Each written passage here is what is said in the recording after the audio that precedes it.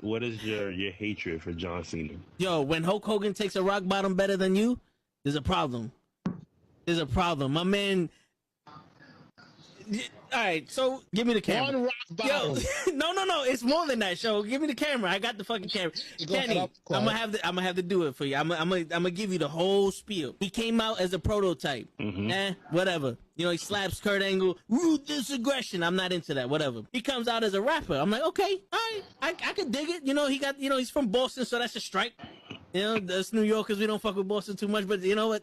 I'll look over that. He's doing his thing. Something original. Some I could, you know, there's something different. It's entertaining. Comes around, and my man has a choice between the Big Show, Kane, or Shawn Michaels, and he gives the most pussiest promo I've ever heard in my life. I will never forgive this. And he's on some, well, you know, I don't want to fight the Big Show because, you know, he's a huge guy, and you know, you got the Big Red Machine who wants to fight him, and Shawn Michaels is a legend. Fuck that, bro. You already beat all these motherfuckers already. Her return on SmackDown. Okay. So I definitely read some rumors about that. Because for whatever reason, and I don't know Cody's reason, you turn around and go back, and people are gonna be, you destroyed thrones, and you go back? We have been doing this shit for ages, and he still doesn't know how to take it right. Trust me. That's it. Just, I got you. My man, he collapsed with the kick.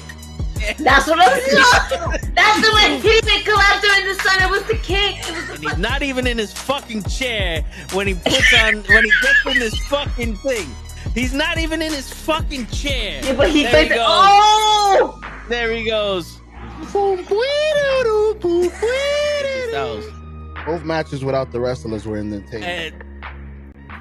And on that note, everyone, it's your friendly neighborhood. I stay loose, I stay hype. I stay loose, I stay hype. I stay loose, I stay hype. I could do this all night, cause I do what I like. Yeah, I do what I like. Yeah, I do what I like. Sipping goose, sip is right. And I go with the flow. Yeah, I go with the flow. Yeah, I go with the flow. Cause I know I'm the show. In the zone, here I go. In the zone, here I go. In the zone, here I go. Yeah, they know I'm a pro.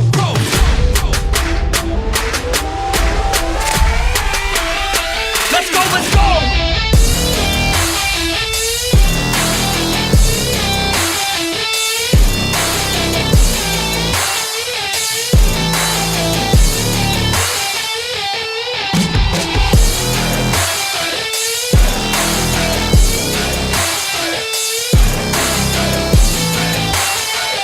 Yeah! Let's go! Here I go, I get lit, I get hype for this shit! Right.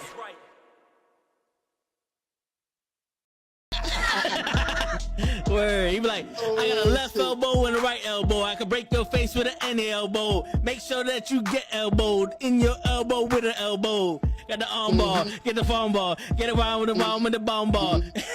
Daddy's gonna take you to Jersey Shore.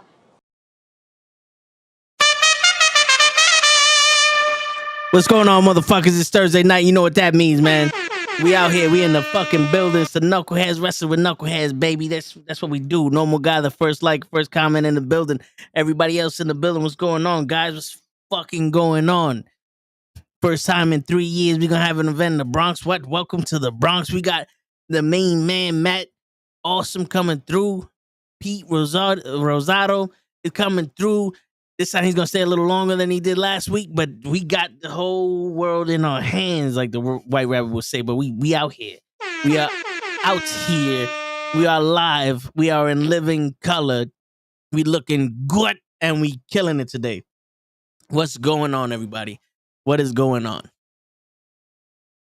How do y'all feel about the Daniel Bryan, Wheeler Yuta, fucking, situation with them and Brian Garcia? What's going on? I'm coming on in 5 minutes, bro. All right, Matt, take your time, player. Take your time. Matt also gonna be in the building. Shit, you know what I'm saying? But yeah, take your time, player. We here all night. This is what we do in this motherfucker. What are y'all thinking about? What before he comes on? What do you think about the Daniel Bryan, Brian Garcia, Wheeler Yuta thing going on? Like, I feel like Wheeler Yuta's like a jealous son to Bryan Danielson, and I don't know how I'm supposed to take that. Like, why is, well, you know, did you see AEW last week?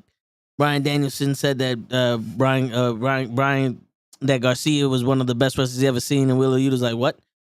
Like, you know, he took offense to it. And then this week they got into each other's faces, and he's like, I'm not a kid, I'm a man, and blah blah blah. Yeah, that's right. No more God. That's right, pro. We out here. You see him? We out here. I don't know, man. I don't know how to feel about that situation. I don't know if it makes sense. Cause y'all done took Peter Wheeler Yuta under your wing. I don't know what y'all teaching him. He's went from a guy that was chill with Orange Cassidy and the best friends to now he's pissed off all the time. Like this guy is pissed off all the time.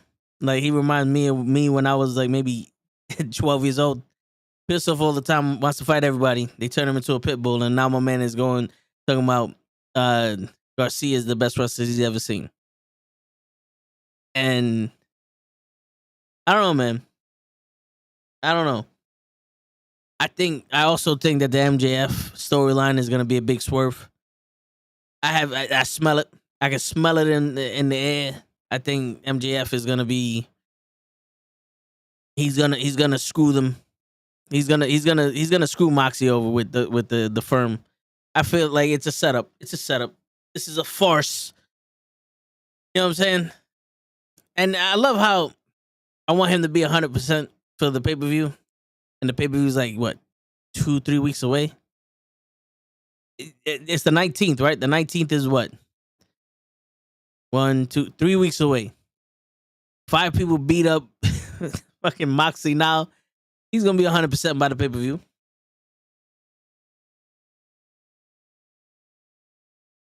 Whenever we get Cosmic on the show, let me know I want to be on the episode. I got you, pro. You know what? I'll hit her up. We'll see what happens. I'll hit her up and I'll be like, yo, listen. My boy Pro wants you on the show. And that's it. How can you deny that? You know what I'm saying? Like, how can you deny that? I hit up Willow Nightingale. I told her I would twerk for her if she came on the show. And the next thing you know, she signs with AEW. So my fault, guys. That's my fault. You know what I'm saying? I'll take the blame for that one. I can feel it coming in the air tonight. Word. Everyone loves Cosmic. Yo, dude, this. She has that the poison ivy attraction. You know what I'm saying? What did I eat today? I had Chipotle for lunch and some McDonald's. Yo, did y'all know that the McRib was back? Did y'all know that? Like, I see it in the McDonald's, and it's like the farewell tour, and I'm like, yo, I haven't seen one fucking commercial for this damn McRib, and they talking about this is the last time they're ever gonna do it. First off, I remember when the McRib looked like the McChicken and not a sub. It wasn't this long sandwich. It was just one of those like dollar menu sandwiches with the fake ribs in it and shit. But the McRib is back. That's crazy. The iconic Cosmic is bae.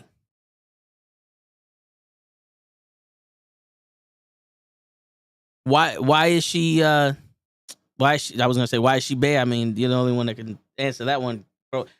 Why is it back? Or why is it going away? I don't know. They probably didn't do a redesign or some shit. They're gonna mold the ribs into something else. Yeah, I remember. You remember when it was a sandwich and not a club? I'm like, the McRib is overhyped. I think I had it once, but I don't like those fake. You sent her the link to this? Awesome. Let her know. Let her know. Write in the chat. We'll get it. You know me, Matt. They know. You see this? Look. This is for Pro. Wow, captivation right here. Secret weapon. I put this in the email I sent to Willow. It was too sexy. She signed with AEW. The only way she could get away from this. You see that? Boom, right there. Right. Look at the space. You see how it says space? Boom. Look. Now space is dancing. There's a battle dance right here. Remember this shit, Matt? Back in the when we used to have the dances back in high school, the Jabberwockies versus the other motherfuckers. Boom, break dancing right there for you. Step up, baby. Step up. You know what I'm saying? Fuck around, see what happens. Shit. That's what they didn't call me that you left her for nothing back in the day. You know what I'm saying? Real juicy over here. You told her Pro loves him some Cosmic. Yo, for real. For real. I seen some of her stories, Pro. You better be willing to at your boo to prove that that's the bae right there. See, my ass is I'm an asshole. I'll just pick a random chick on my list and add her. Be like, yo, this is Shorty right here. Holla at me. Yeah, yo, dude, don't fuck around. I know this is a wrestling show, but we're going to get to the nitty gritty. We got people watching here, and I know y'all people watching in the background. You listening to this and be like, yo, this dude's a fool. But I'm going to tell you the facts right now, the facts of the case. Back in the day, NSYNC was killing it.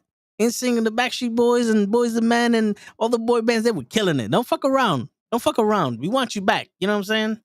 Price a River, we want you back. What'd that say? Hey, yo, ma, holla, holla, holla. Nah, yo, you just gotta do the yo, ma. What's good? Yo, what's good? You know what I'm saying? I'm still a fool. Yo, I'm still a fool, but I'm speaking facts. You know what I'm saying? Like, the fool can be right twice a day. Like a broken hamburger. Ha! We out here, baby. Yo, tonight's gonna be a good fucking show. Like I said, Mad Awesome is on the way. You see him in the chat.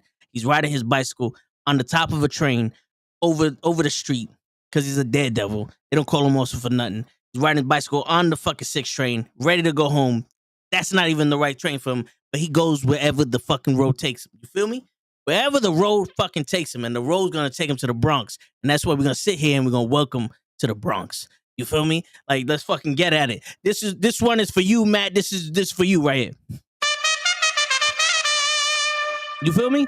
Fuck around. Fuck around. Today, fuck around is today's secret word of the day. You feel me? Secret word of the fucking day is fuck around. Hold on, let me see something. There you go. Secret word of the day is fuck around. This is the way. That's right. Fuck around here. 20,000. Yo, count how many times I just said fuck around. I don't even want to talk about that shit, normal guy. Fucking Lamar Jackson, he fucked me over last week, and now all of a sudden they're saying Jamar Chase is hurt. He's fucking hurt. I don't even want to, motherfucker, son. I was about to start speaking a language I don't even fucking know. I was about to start fucking carajo, bow, tu madre con puñeta. Holy shit. You don't even fucking know, son. Yeah. As we say in the streets, yeah. Nada más.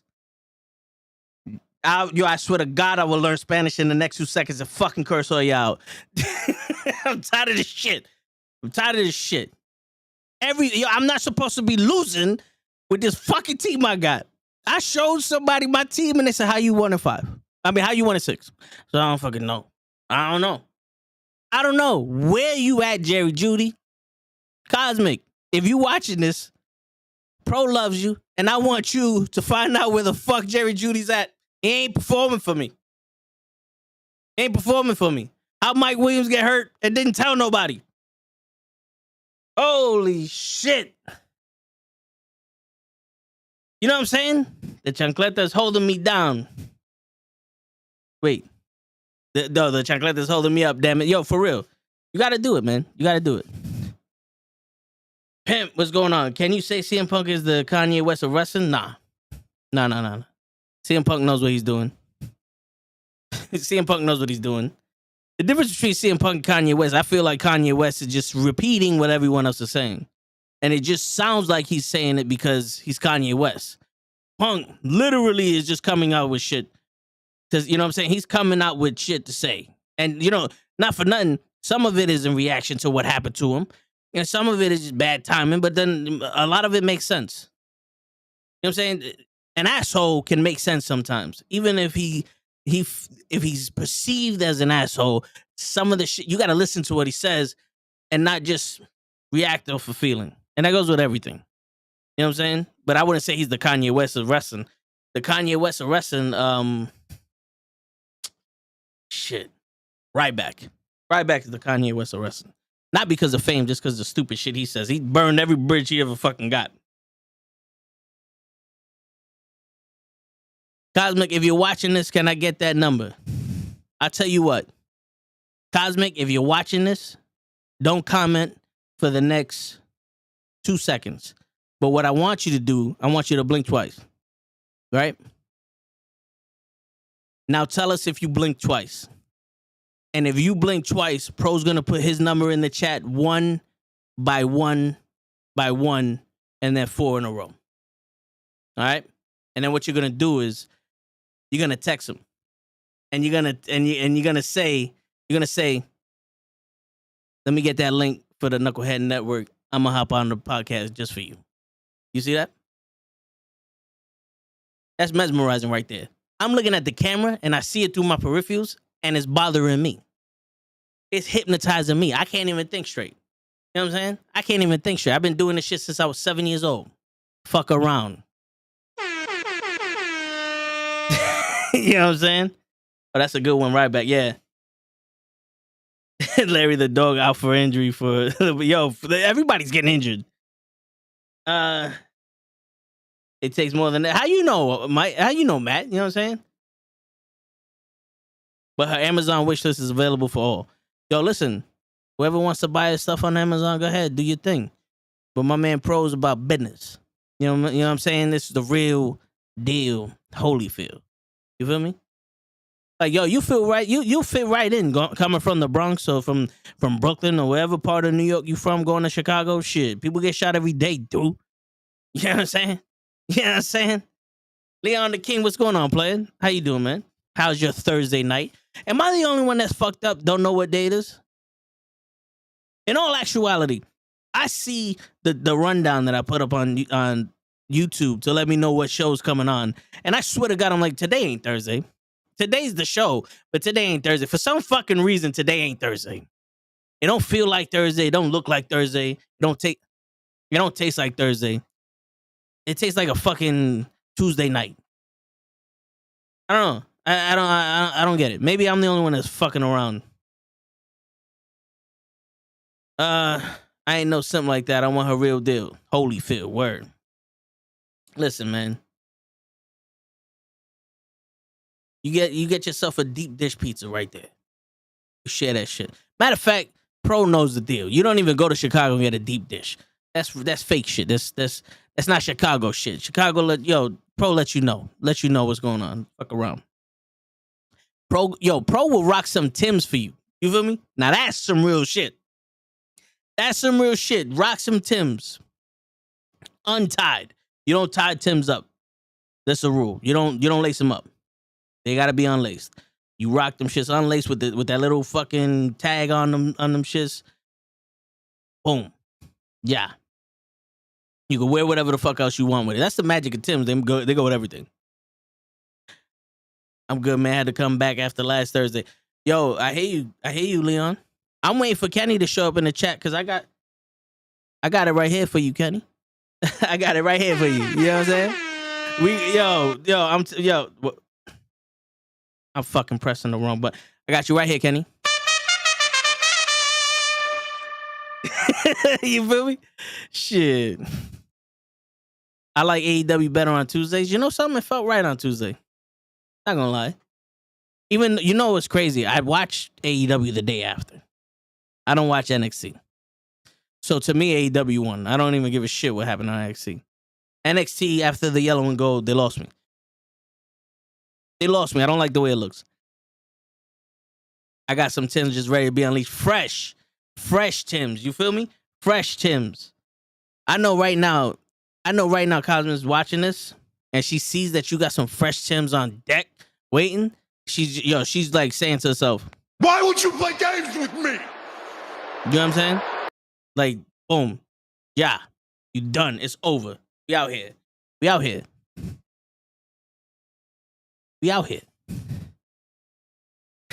Matt's over here like, yo, please, I don't know this guy like that. He just asked me to come on the show. Trust me, if I would have known he was like this, I would have said no. Like that. What's going on, Matt? What's going on, player? What is goody? Chilling What's like up? I was trying to coordinate with Boss Man to come on here with him. Yeah. But he said he's gonna meet me on here. All right, cool. Let me raise my volume real quick. All right. Yo, there ladies and gentlemen, we got the fucking master of Chancla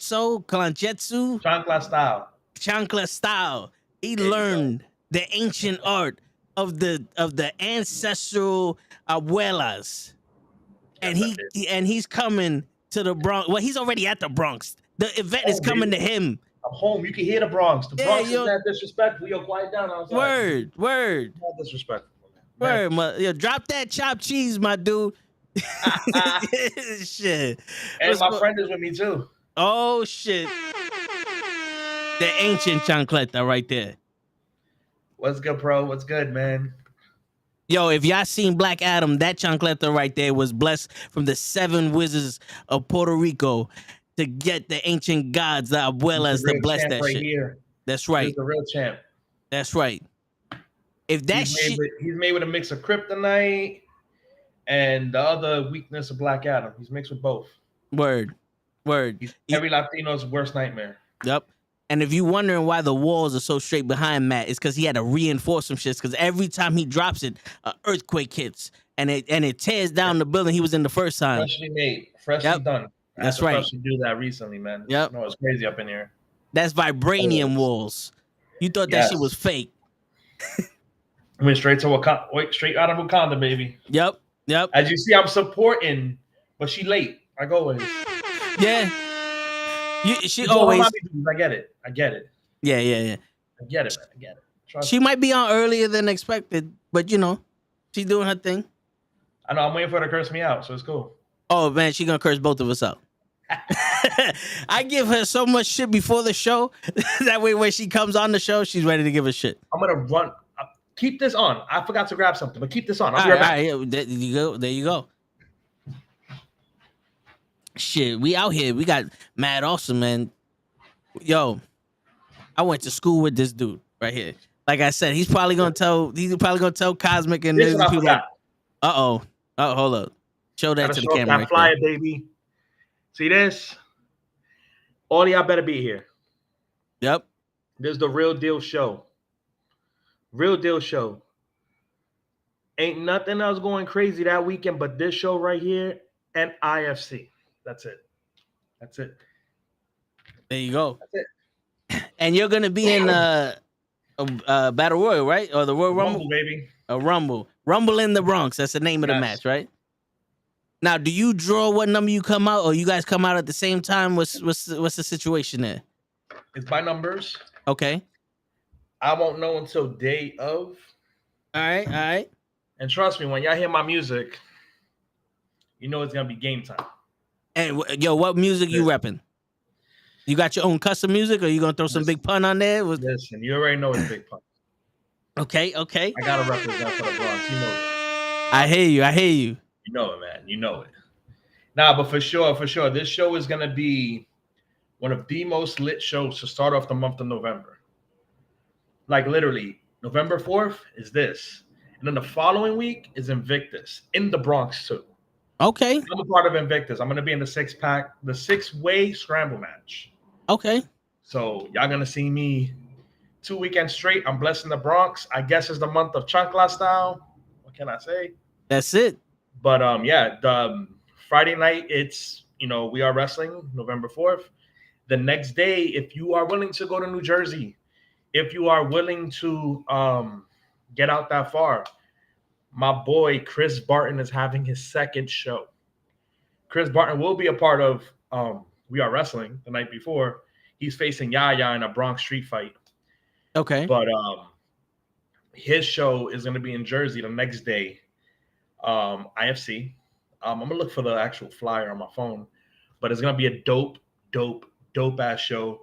Great matches. Yes. My boy Yaya, he's a Bronx original. For y'all that didn't know that, he's from the Bronx. And then you got my boy Chris Barton, who I've wrestled many times before. Not only have I wrestled him, I have also teamed with him.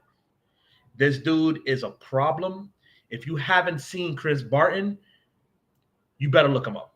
My guy is straight from Brooklyn. He's the Brooklyn Beast. He's the Bushwick Beast. Let me fix myself. The Bushwick Beast. Word, get that right. You know how they represent in Brooklyn.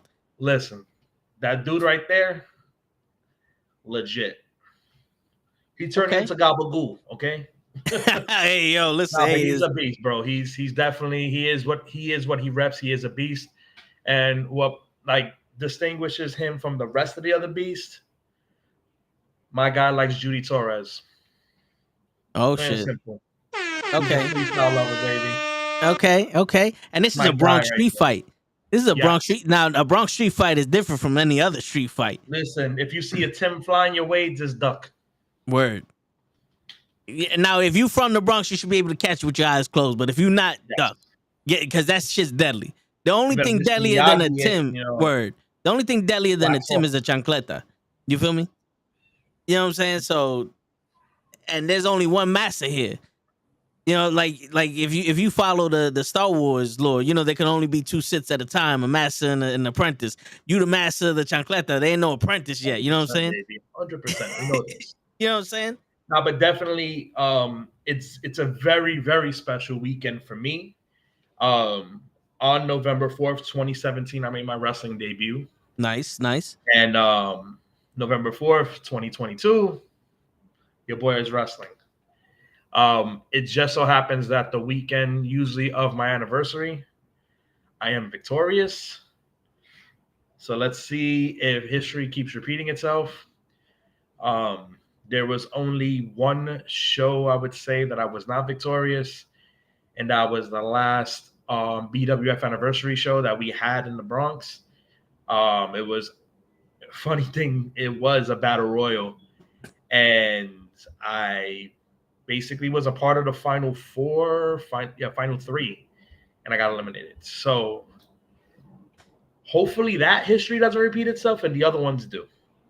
Because I know my first one, I wrestled one of my longtime friends, Fuego Calderon, rolled them up for the 1, 2, 3. And then the next year, I wrestled Brother Greatness and Bobby V, and I ended up beating the both of them in a triple threat match. Nice. So my first ever triple threat match, and I won it. So let's see if the luck is behind me that weekend. Plus, I got to deal with Bronco. Yo, so you've been in battle of rumbles before. You've been in triple threat matches before. You've been in we've been in that riot during the senior picture on the field. I think that was like freaking grooming for me. The high school freaking rumbles we would be in all the time. So, people kicked me and I'm like, how was that? When we get freaking hit with tires or freaking wrenches, or it was the plumbers with their freaking plungers trying to hit us. Like it was a slew of different weapons trying to hit us in high school. Yeah. We survived. So, that's true. Which is the school didn't survive because that shit ain't there no more. But we survived. You know what I'm saying? We made it. We ain't statistics out here. But out of that experience, what are you bringing to this rumble? Like, is there any secret game plan you got? You gonna wing it? You got some stuff you can share for us? What's going on, man? Damn, how can I put this? I'm whooping ass. That's it. Like, straight up, no cap. I'm going to, let's just see, because I'm going to surprise all of you guys with how I'm looking that night. That's one. Okay. And two, let's see what happens. Like I have, let me see if I go down the list, right? So we have, before Pete gets on, he's going to be here soon, but I'm going to break it down a little bit. In fact, I should just talk about my match. Let's do it. Then we'll talk about all the other matches together. If y'all ready for this one, right? So as Toe said, we were in one of the realest high schools in New York City. I'm putting it like that. Nice. Alfred E. Smith Vocational High School, because I'm always going to call it vocational high school, right? Yeah, of course. In this high school, we had a whole bunch of shop classes. We were in the best shop class. We were in auto. Yep. ever since freshman year, we knew to keep our heads on the swivel because shit would pop off. So it was literally a every week thing. It would be auto against auto body, or we'll team up with auto body and go up against plumbing, or against carpentry, or against the electrical drafting, or against electrical, or against HVAC. But it was all in good fun. Yeah. Not many of us got hurt. Some did. But the senior year is when it was a whole bunch of pent up frustration, literally, and it was every shot for themselves. Oh yeah, even auto against auto, and it was the classes.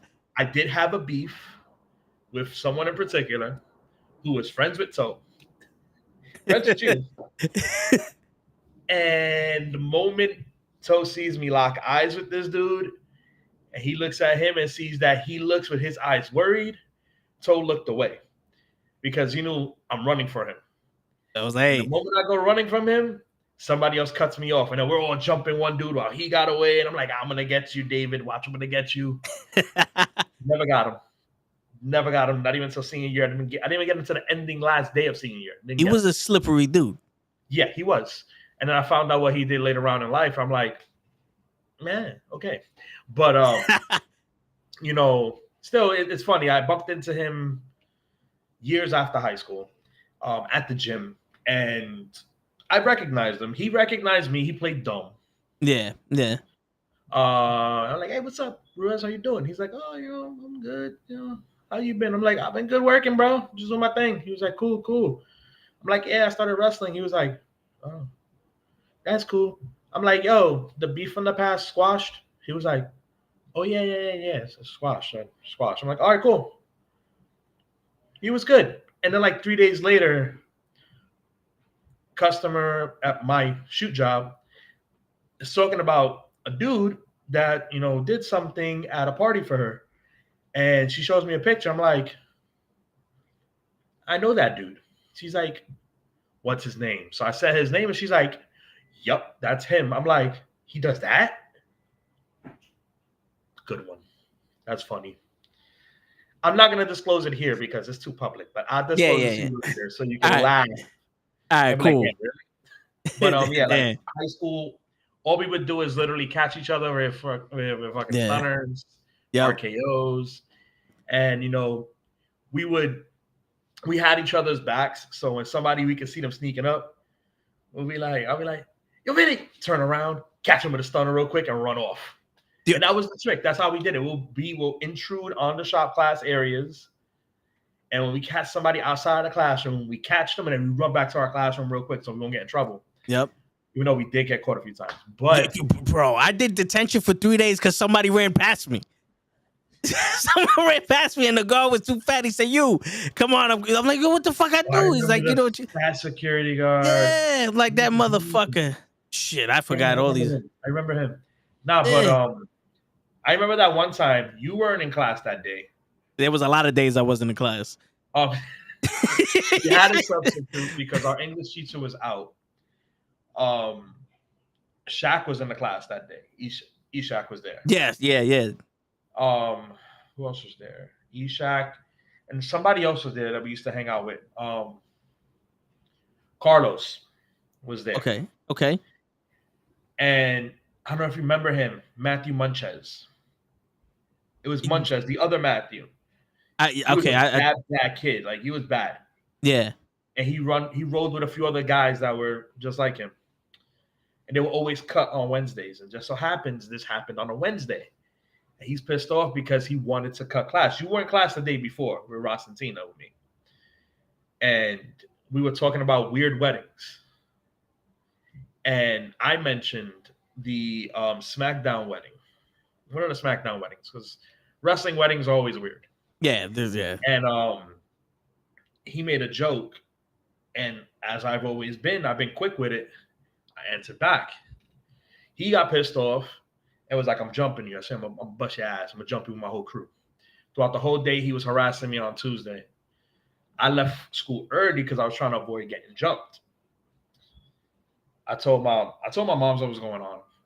My brother-in-law was in the house. He overheard me. My mom was like, "Don't worry, I'm gonna call somebody." She called a family friend to come and pick me up the next day from school, just in case. Yeah. So I went to school. People, it's real in this fucking school. You know what I'm saying? Like I've seen guns in this motherfucker. Sneak stuff into the school through the shop classes. Yeah, we had metal detectors and got one. Literally be like, let me sneak around and get out before something serious happens. Yeah, this was the closest thing I've seen into a jail. You know what I'm saying? Like pretty much. So I just wanted to clarify that before people, get the wrong idea and shit. I know, right? Yeah. So I bounced, and then I went to school the next day. I was rocking my Timbs, Bronx, legit Bronx. My Timbs, I had my sweats, I had my shirt or whatever. And it was around the time before they started really saying like, "Oh, you guys got to wear a uniform." So I went to school prepared just in case I had to stomp somebody. Yeah. We're in class. Rosantina was out. Rosantina kind of knew what was going on, but he was sick. We had I forgot what substitute it was. Mr. Batista. I think you might have remembered him. I remember that name. He wore a white button-down shirt with a black tie. Okay. Spanish dude. He's like, okay, sit down. Him. Yeah. So, Matt stands up. That was around the time I wore glasses anyway. So he's like, "Yo, I want to leave early. Let's fight." I'm like, "Nah, bro. I'm after school." I was smart. I'm like, "Yo, I have somebody picking me up. I can fight him after school. Nobody will jump me because this person is there." "Nah, bro, I want to fight now." I'm like, "Nah, after school." I'm like, "What? You deaf? Like you can't hear shit? Like what the fuck?" Turns around, punches me. So I over exaggerate as the future wrestler I was gonna become. And I sell out of his shit. I'm like, I turn my face, throw my glasses off. He's turning around like, yeah. I stand up, turn him around, punch him. We're fighting back to the back of the classroom. He tells like his boys start jumping onto me. So I start literally throwing him over my shoulder, elbowing somebody, throwing somebody into the wall. They back up because I forgot like 3 other people that was in class with us pushed them away from me. Like, yo, y'all ain't jumping him. You're gonna fight 1D. So dude tries to like throw me off and goes, and I'm looking at him like, really? I pick him up, spine buster him on top of the teacher's desk, throw him to the ground, start punching him. He grabs my hands, I headbutt him. I went to get off to like elbow him in the face. I forgot which one of the dudes that was cool with us grabbed me, threw me to the back of the classroom because it was the classroom that they used to do the wrestling training in. Okay, yeah, I remember that one. Rosantina. Yeah. So we had Miss Miller in that class too, right? Miss Miller had that classroom too. Yep. So he was like, "Yo, Matt, get out real quick," because they went to go get the security guard and the dean. The substitute went to go get him. So just as I walked out the room to leave, Rodriguez was walking down the hallway. They went and got Rodriguez. Rest in peace, Rodriguez. He was like, "Matt, what were you doing? What was going on?" I'm like, "I just got into a fight with Munches."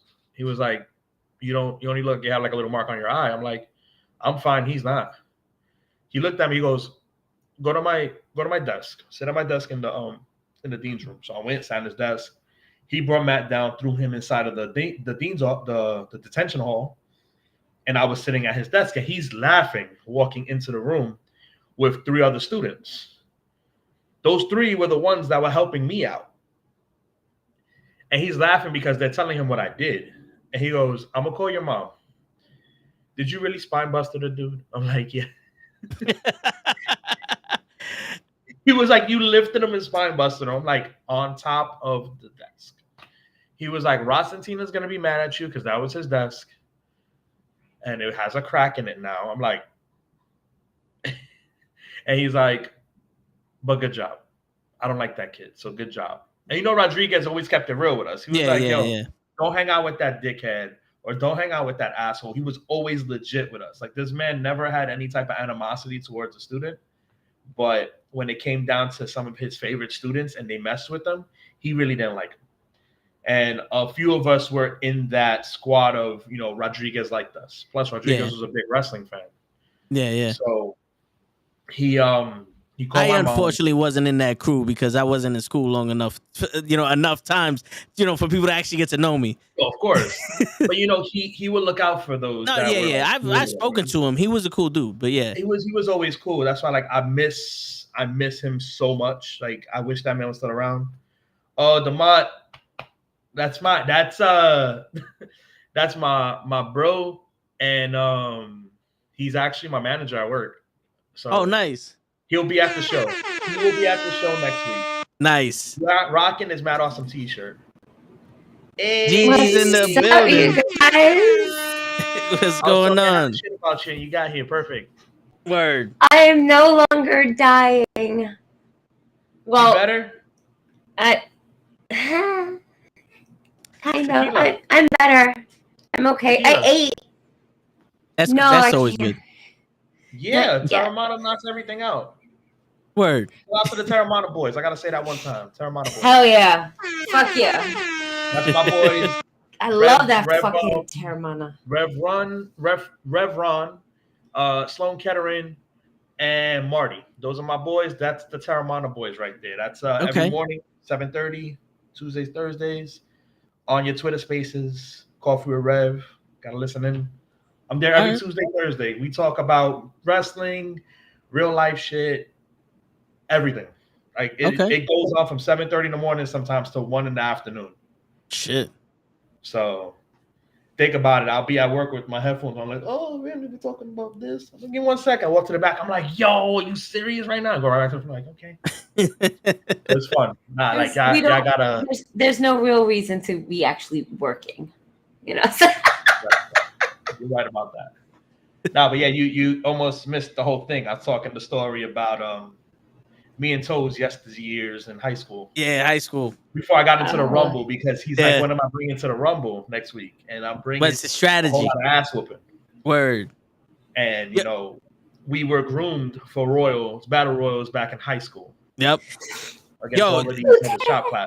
Do you remember when me and Gilbert got into that car accident and people thought I was dead? Yes. Yo, literally, I got into a car accident. That's how I fucked up my shoulder the first time. I got into a car accident with Gilbert. We were driving home, and he made a turn, and a taxi hit us. And I didn't go to school the next day or some shit, like the next few days, just because high school wasn't something I did. It's like I wouldn't show up every 2 weeks. The rumor started. It was not me. I will admit it right here. It was not me. Somebody started a rumor that he died.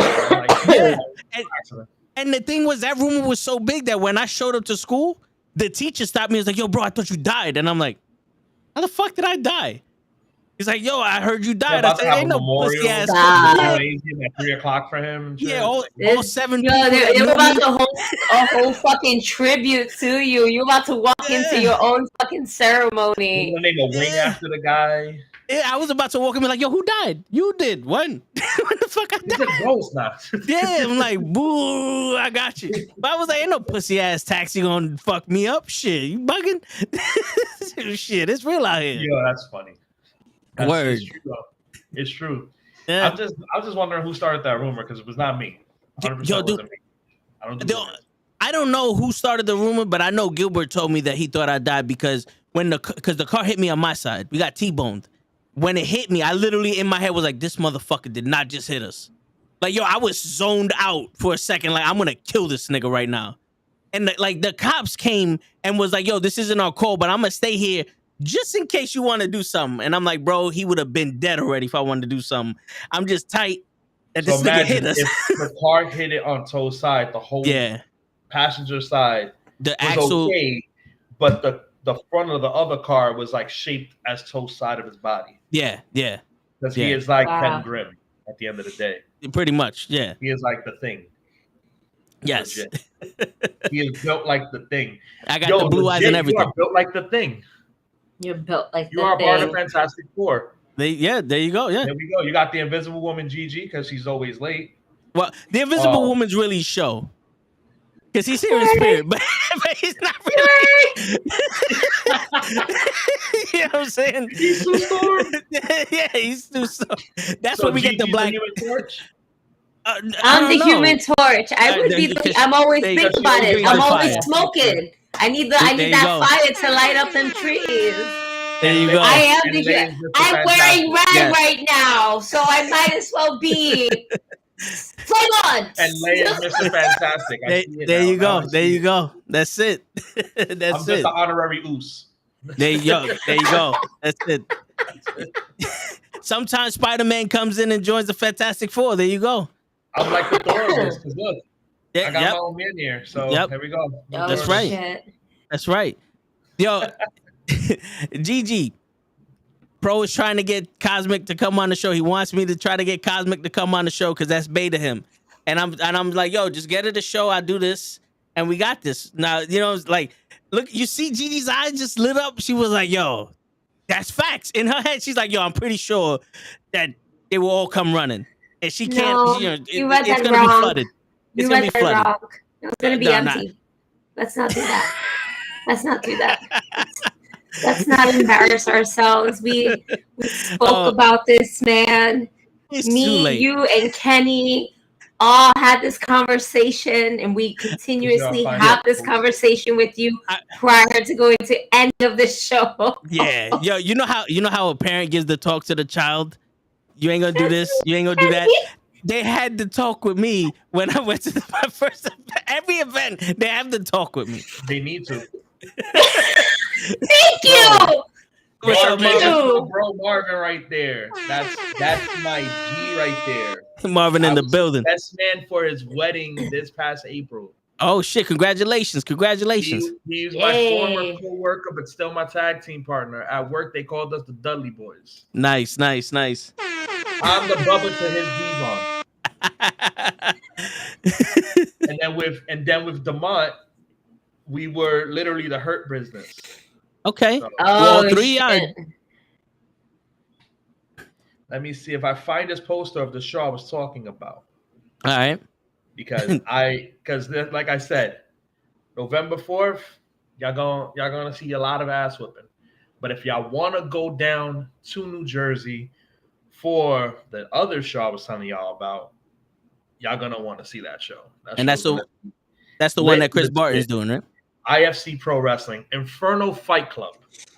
Fight Club. Okay. Yes. And so far, let me see. I've seen it. Everybody on it. They have a scattered poster. Okay, they have the matches. Okay. So at this show, here goes the main poster. So if y'all could really see this on my phone for a second here. Good day in hell. Yep, and that's the location down here. If y'all want to go to the show, it is going to be lit. You can already see what the card looks like. You got Dominic De Niro. You got Valentine. You have Desmond Cole, Gabe Sky, Smiley, Azriel, Marcus Mathers. It's a whole bunch of them. They're all going to kill it that day. So if you didn't have your wrestling fix the night before, go check out that show. And if you have enough time, there's like a big anniversary party too in Brooklyn going on for I think it's called the Wrestle Girls. They're doing a whole get together. It's their year anniversary. Oh, those wrestling girls. Yeah, they're having a women's only panel with I think Spinel, Janelle from the Jobber Tears podcast, and I'm missing one more girl. I know that for a fact, but there's definitely a women's panel hold up on Saturday. I'm gonna be there for that. I know Pete's rolling up to the building for that too. But we're gonna be there to show support because they always go out to our shows. They always go out to the shows. They show a lot of love to us. They repost our stuff on Twitter, Instagram. So for sure, we're gonna go show our love to the girls on Saturday night. I believe, if I'm not mistaken, Big Swole's gonna be there. So okay. Hey. I'm gonna go and hang out with everybody, of course. Spread the love like always. Like I do, I'm gonna leave the chancla at home because he likes to get tipsy and he likes that Terramana, and I don't want him to get too tipsy. So yeah, and he's already dangerous enough. Exactly. He's gonna be tired. Anyway, he's gonna have to hit Bronco. Probably not Ruthless Lala because I respect the hell out of Lala. I don't want to get my head taken off with a lariat. He's gonna probably steer clear from Jarrett unless Jarrett gets stupid. I don't know. That's my tag partner, so I gotta be careful. Word. He's gonna more than likely hit Johnny Santos. He's gonna hit Big Cuzzo. He's gonna hit Shotgun Shane Adams. Mantequilla. I know he's a superhero. Sorry, I'm after him with a chancla. And Nikolai White. He says drink a lot of water, but I'm about to drown him with these chancla waves. Word. Yeah. So if you'd have had that chancla during that riot, the senior picture riot. The picture for the year. Yeah. I don't know how that started. All I know is that we formed a big ass 06. There's somebody on the roof. They take the picture. They go, all right, and then boom, everybody's in the rumble. I should have went and picked up my yearbook to show everybody that picture. Yo, because I have it. That was one of those. Yo, can y'all do us a favor and just take the picture? Like, just give us one picture. It was like, all right, click, boom, let's go, baby. And it was a rumble on the football field. Rumble on that shit. Can y'all behave? We were like, okay. Yeah. All right, we got the shot. Yeah. It was like, yo, this is the perfect time for everybody to fuck up everybody. Word. They shut down that block with all these paddy wagons and all the other shit. I forgot his. All it was a senior picture. It was a big 06 picture that we were taking. And they called the cops on us because they thought it was a real fight, a real brawl. You remember that the teacher we had, he was Indian. He had the Mustang. Nas. Yes, it's crazy because I was around, and for some reason, I'm just walking around, and no one wanted to fuck with me. Like, I did not get touched during that time. I did not get touched. But when the cops came, and I'm walking the street, the cops came after me, and Mr. Nas came up and was like, no, he didn't do nothing. And he actually stopped me. Yeah, he actually stopped me from getting arrested. I was like, oh, okay, thanks, bro. Because weren't we? Yeah, you were in the class. Yeah, I was one of his students. Yeah. You were with me. It was me, you, Shaq, Los, and Kedwin. Yeah. And damn, who else was in our class? Shit, a bunch of people that I'm not gonna lie. Regina, Diane. Yeah. I don't even remember them because there were only two girls that were in our class, and there was like one other girl that was in body. Yeah. No, two girls in body, two girls in mechanics. No, three girls in mechanics. The other girl, nobody really spoke to her, but she was in electrical or some shit. No, she was in Harry's class. Okay, she was Harry's student, but we had the two girls in our class. Yeah, and it was fun because we would fix cars and then just play Crazy Eights. We had our own little casino in the back. Yeah. We had this green minivan on fucking jack stands, and all of us was in the minivan playing Crazy Eights for money. Yeah.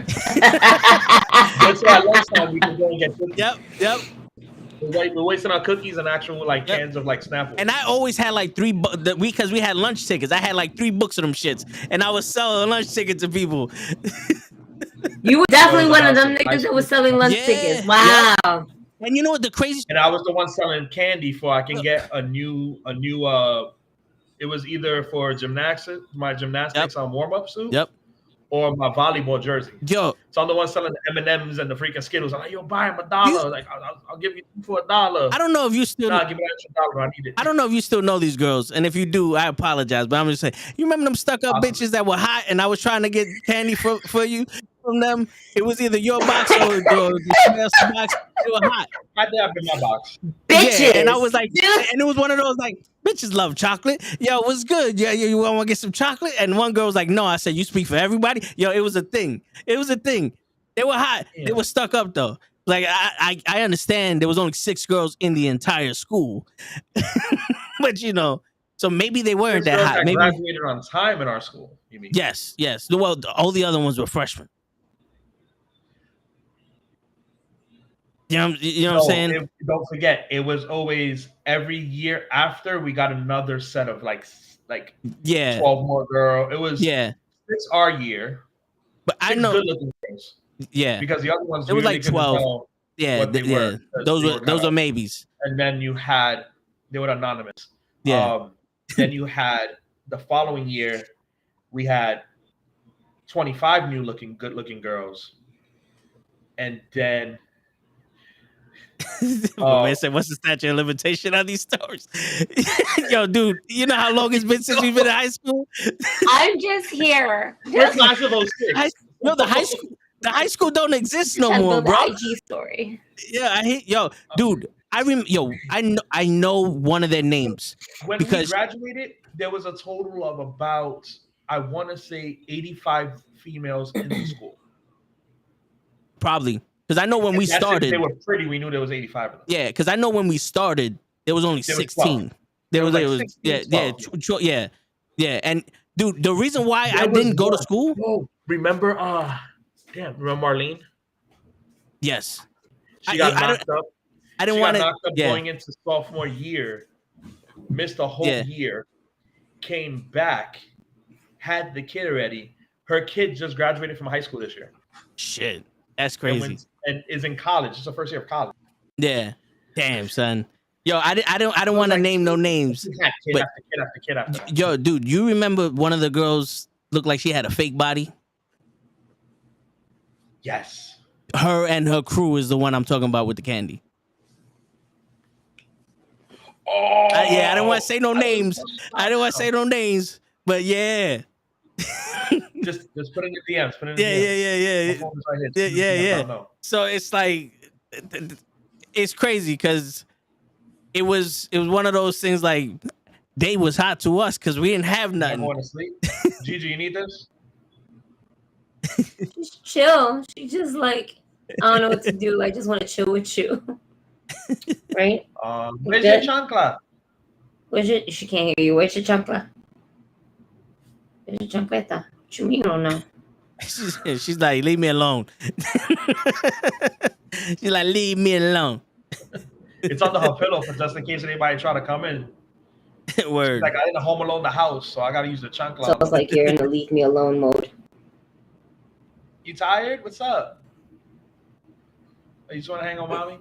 Word. She wants some vanilla ice cream and lasagna. What? Vanilla ice? What type of fucking combination is that? Yo, that's the perfect combination. You're just looking for people just to either shit their pants or to fucking die. I tell this guy I'm on medication, and he's like, "Oh, make sure you bring out the J-Mo tonight." I'm like, "I'm on medication." He was like, "Yeah, well, sounds like a party." And I'm like, "My man, why do you want me to die? Yo, why do you want me to die?" Yo, Matt, you know she's gonna need that. She needs it to deal with me. And you here? You here with me? Come on, bro. And wait till show gets on at 11:59. Right when we sign up. Joe always ends up doing that. Like, all right, folks, and we're signing. Oh, here comes this motherfucker. Unbelievable. Yo, what's up, Henny? How you doing? On, Henny? Yo, Henny, my dude. What's up, bro? But yeah, Friday is gonna be. Yeah, it's gonna be dope. Listen, and we rolling deep, bro. Hopefully, I get there early enough because I'm making some beverages. Uh-oh. By then, I'm gonna be off meds, so we're great on that. I won't die that day. I know before the show, I have to take like 2 of those beverages to work with me because I know Damont's gonna kill me if he doesn't get his beforehand. Word. Or I'm just gonna get messed up hours at work. So I gotta hook him up first because I own him. I ain't messing up at all. No, definitely not gonna do that to myself. But I'm making some special beverages. I'm gonna have them in my cooler. So whoever wants to comprar. Right, because then I freeze. They're comprar. But I don't know. My sponsor might just have to get one on the side. But sponsors. I'll say sponsors because it's not just one. My sponsors. Yeah. Gotta hook them up for sure. But yeah, if y'all willing to support. It's gonna be a rumble in the Bronx before the one goes to the Bronx. You're gonna have 2 battle royals to go to on fucking Friday. The Magenta Royal. Nah, let me stop.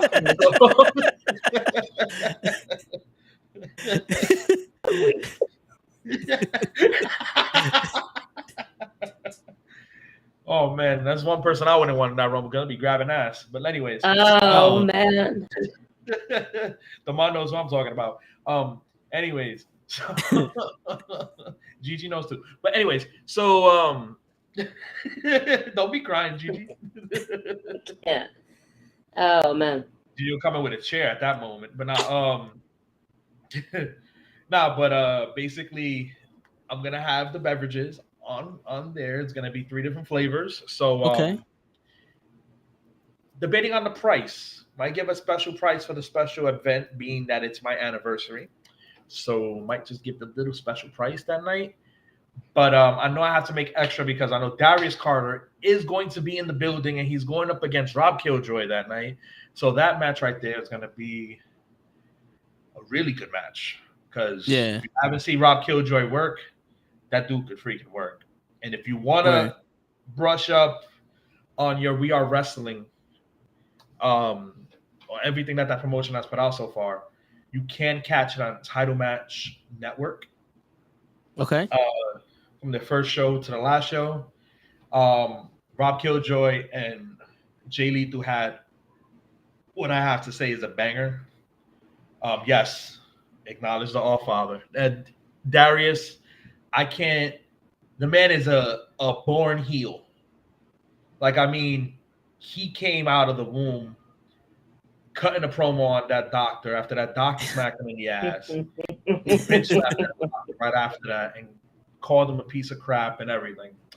And the lights actually flipped. Like, he came out and his theme song was going on when he was coming out. And the doctors didn't know what was going on because there was a lighting situation. And when he came out, he took the mask off and the doctor slapped him in the ass, and then he bitch slapped the doctor right back. Darius is by far one of I would say the most knowledgeable people about the business. And not only one of the most knowledgeable people about the business, but he by far is one of the premier best wrestlers in the Northeast. Nice. I'll say that wholeheartedly. I will die on that hill. That man can work anyone at any time, anywhere. He is the All-Father. He is that man. Kenny got beef with him though. I know. Kenny, that's not me. Kenny got some serious beef with this man. But and not only does Kenny have beef with him, but he has beef with the Dirty Hills podcast because they're the ones that's always sponsoring. Word. All I know is that Darius. I love it. If you listen to this, Darius, I said all these nice things about you, so don't kick my head in. Kind of not happy with what you did to Faye, but because Faye's mama. Word. But I got you with that coquito, bro. I'm gonna have it on the side. You already know the PayPal, my man. You know the PayPal. Word. Anyways, but for all the boys that are gonna be in the back that night, I may make a separate cooler for y'all. But again, comprar. I'm not taking your full bag for the night. I may give the boys a bit of a deal, but everybody else, I'm gonna give y'all that price day of the show. Yeah, shit ain't free, people. You know what I'm saying? Shit ain't fucking free. I still gotta support my word. I gotta support my life. Support your local indie wrestlers, all right? Whether it's buying merch or buying, some lovely beverages. Okay? Stickers. You're gonna be back for more. You know you're gonna be back for more for them beverages. So I'll have hugs for sale if y'all want. Word. My man got kids to feed. Pictures at all. Y'all can take as many pictures with me as you want. I don't charge for that, but I do got 8x10s. There you go. You never know. Look at Willow. One day she was in the Indies, the next day she signed. Yeah, and that's my fault. Congratulations to my homegirl Willow. Yeah, congratulations. Congratulations to Willow Nightingale for being on elite. She did. But I have to say, for everybody that wanted her on the podcast, that's my fault. I literally emailed her the day that she got signed to AEW, and I showed the email to Gigi, and Gigi was like, "Yo, that's unprofessional." I said, "All right, cool. I don't want to sound inappropriate." So it was so good, and because he was like, "Listen, I know you don't do it, but listen, I'll twerk for you. I'll put the wig on. Need me to like he's just like going in, and I was like, yo, this is fucking amazing. Yo, dude, but and then later on that night, I was the one that said, "You guys, she got signed." Oh my god, I fucked it up for everybody. Yo, dude, I'm telling you right now, I was on something. Yo, listen, this is the reasons why I want you in the podcast. One, we fund people that actually love wrestling. Two, we actually want to hear your story. We're not just gonna sit in there and let you talk while we're looking at some other shit, because I've seen that shit before, where like people are talking and people are just like, "Oh yeah." Yep. Oh yeah, like we're not boring people on this motherfucker, and and also I was like, yo, listen, if you don't have the best time of your life, you could beat the shit out of show. We'll let you beat up show. You know, I'll sacrifice show for this podcast. You know what I'm saying? And I told her, like, yo, if need be, I'll buy a purple wig and I'll make a video on social media of me twerking and I'll put it out there and tag you in it. You know what I'm saying? You're doing me the favor. I'll do it. And you can still twerk for her. I know, but it's not gonna be as special because she was like, she probably read the message. She's like, yo, this is awesome. AEW, where you at? I need protection. I can't. How do I say no? Yo, also, I was gonna unleash the little one on her too. I want to say this real quick. Shout outs to the wrestling club in Brooklyn. Word. These kids love wrestling so much that their teacher has a club just for them. And they are watching not just WWE, but they're watching AEW, they're watching New Japan, they're watching my matches and Jarrett's matches. He is not just putting them in a box of wrestling. He is showing them the world of wrestling. Yeah. And I congratulate Victor 100%. What's good? I congratulate Victor 100%. Because that dude right now, he is at the New Japan show with 5 of the students. Oh my gosh, he's heavy. Because Rocky Romero hooked them up with tickets to take the kids there to watch New Japan tonight. And I just saw a clip right now on Twitter, and they were singing along to Minoru Suzuki's theme. That's crazy. That's dope. These kids are getting something that we never got in school growing up. Yeah. And these kids are going to more than likely be the future of what I ever leave in this business. Yep. They're going to follow my footsteps. Like these kids are watching me and Jared's match against the Haven at Blood, Sweat, and Tears, and they were yearning for us.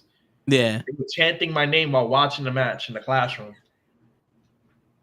Yeah, I feel humbled by that. Like, this is why I do it. Even though she's out for the count right now, one more. Dude! Ring the bell. Ding, ding, ding, ding. It's over. And undisputed champion. Yo, you know what it is? School. You know what it is? She's probably worn out from all the dreams she had of trying to beat me with your chancleta. Yeah, yo, she's been trying to beat me. Well, she has beat my ass. She's in those sweet dreams. Yeah, she's going. Yeah. Oh, she's definitely. So I may have to give her this one to fish around with. Then. Yo, dude, man. Listen. He smacked me with that shit at AEW show, man. My ass is still hurting. I'm hearing fucking abuelas in my sleep. You lucky I don't speak Spanish. Otherwise, I'd have said some shit to you. The only thing I'm lacking on selling next week is pasteles. Oh. Yo, get the oil. That's it. That's it. Fuck it. Here you go. I'll be so Puerto Rican if I did that. Let me stop. Yo, bro, before Pete gets on, I want to get personal with you real quick. All right, now, bro, let's go. You said that you had your first match with November 4th, 2017, right? November 4th, 2017. All right. Yes. So we share something in common that's not something to be celebrated. We lost our moms. And I lost my mom 2010. And I know you lost your mom after that? 2016. 2016, November 6th. Okay, yeah. I was February 16, 2010. So that's why this weekend means so much for me. Yeah, I hear you, bro. We gonna make it poppin' for you, bro. Listen, y'all know what my wish was. Yeah. So if it happens, if by the grace of God, I trample through all of those competitors, yeah, you guys already know what to do. I may have extras on me for the few that didn't bring.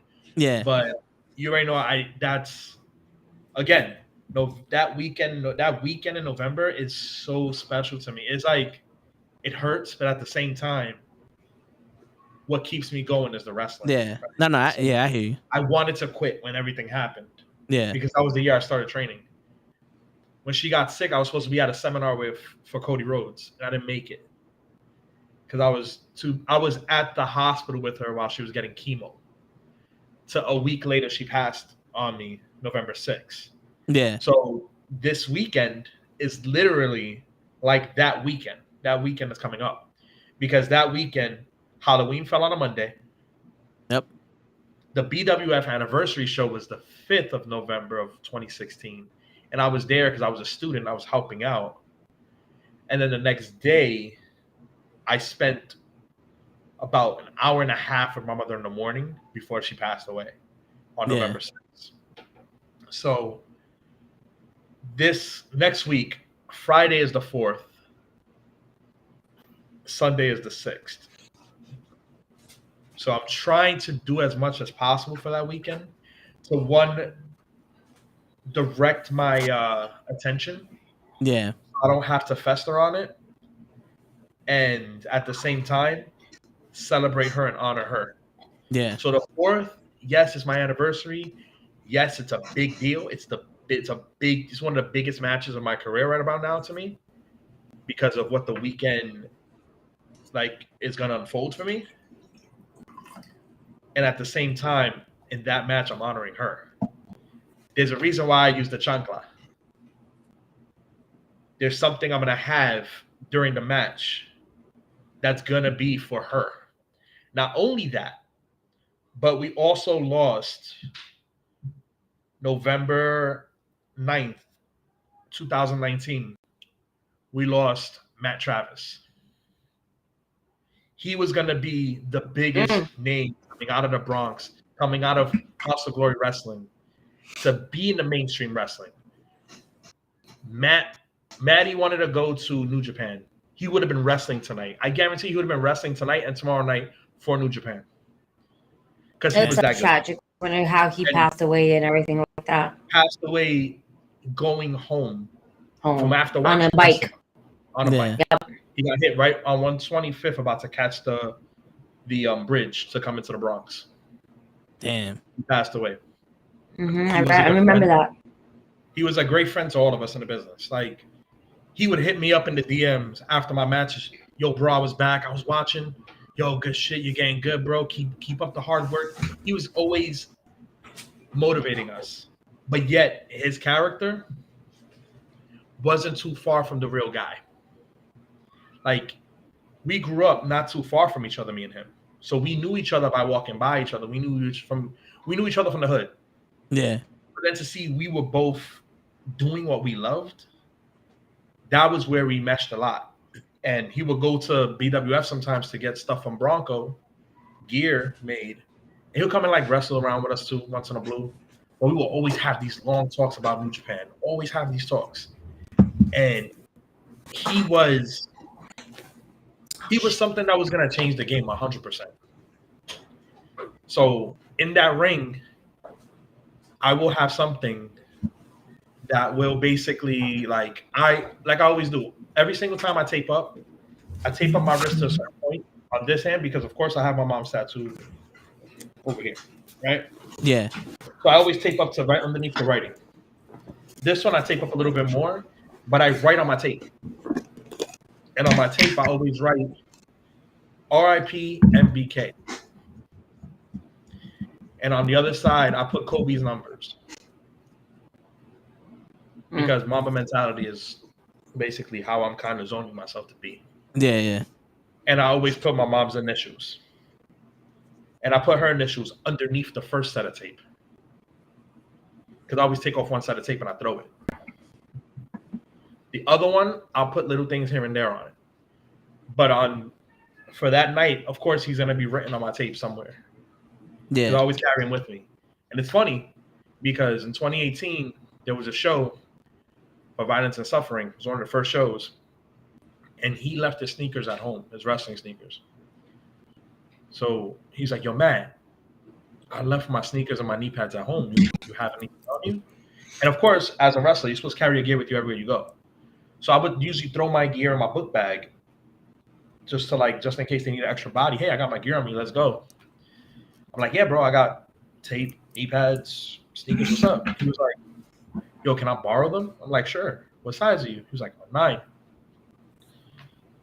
I still wear those sneakers to this day. Damn. Every single time I go in the ring, I feel like I have him with me. Yeah. Already. So even if I don't put it on my tape, I have him with me. I'm planning on retiring those sneakers this year. Like, though, this will probably be the last. These next 3 weekends are gonna be the last 3 weekends I probably use these sneakers because I'm putting them away. Like, I'm not gonna use them no more. For very important matches, probably I'll put them on, but I'm not gonna use them no more. Like, these sneakers have been my sneakers. Not for all your matches. Yeah. So like that's something that's very like the month of November is a very tough month. Yeah. For not only me but a lot of people around. And it's crazy because that weekend I'm sharing a ring with somebody that actually trained me a bit too, and that was NuKKle. He trained me in the beginning. He taught me a lot of stuff. So this is the first time me and him are gonna touch, and it's not training. Okay. So I know we're gonna have fun. And then the following weekend for Invictus, we're in the scramble against each other. And it's funny, for 2 weekends straight, you're gonna get Mad Awesome, Jared Diaz, NuKKle White, and NuKKle in the same match. And you're gonna have chancletas for all of them. Oh, of course. I just want to make sure you don't go soft for me, bro. Like if they in the square circle, you gotta chancleta them. Listen, maybe not Jared, because I gotta keep my tag team partner safe. Yeah. But if he oversteps that boundary, he might need to give. You might need to give him a tate quieto. You might have to. My friend will love that because one of my coworkers loves him, and she's going to the show on Friday. Yeah. And she just loves Jared, so I'm gonna make sure she gets a hug from him. And then if I hit him with the chancla, she can like rub his booty to make it feel better. Word. Yo, we got Pete in the bill. What's going on, bro? Hey. The boss man. Listen, out here doing the job of the promoting. I want to give a big Bronx Gaming Network a game night event here on Avenue in the Bronx at the Lounge and restaurant. We showed out, gave out some Bronx flyers. He's got a couple of people look at the show next Friday. Hard at promoting. It does up a week away. More busy promoting the show than I was 2 weeks, 3 weeks.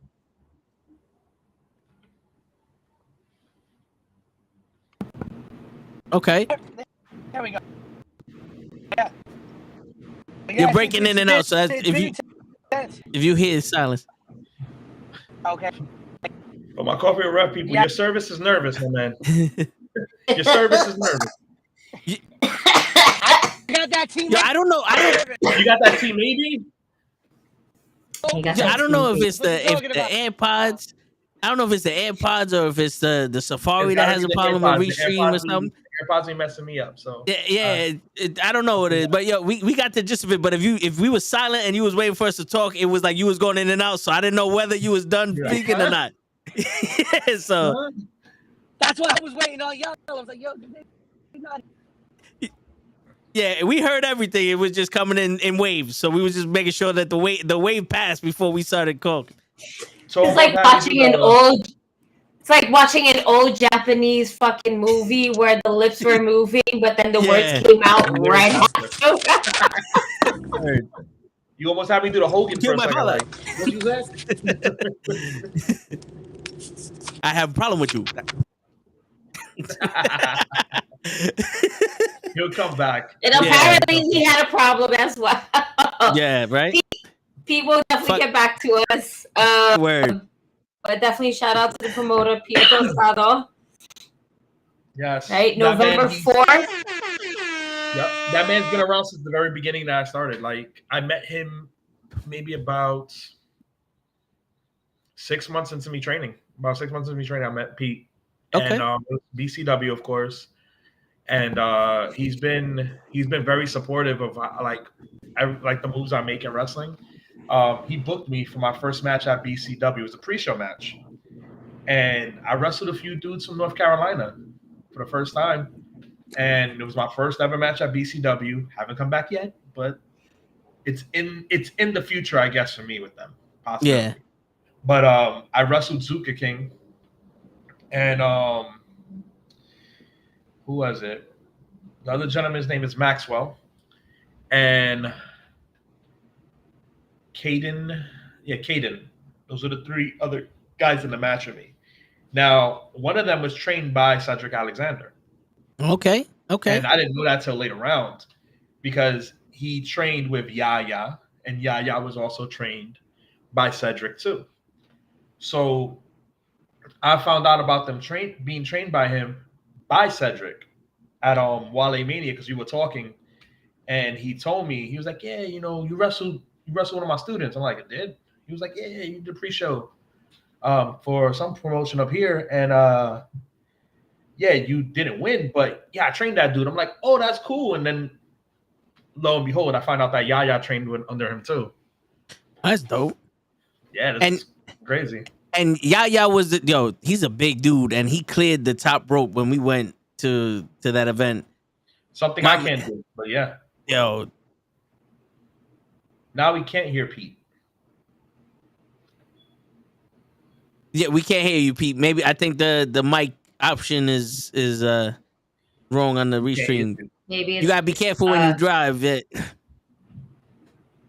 has his on in the car.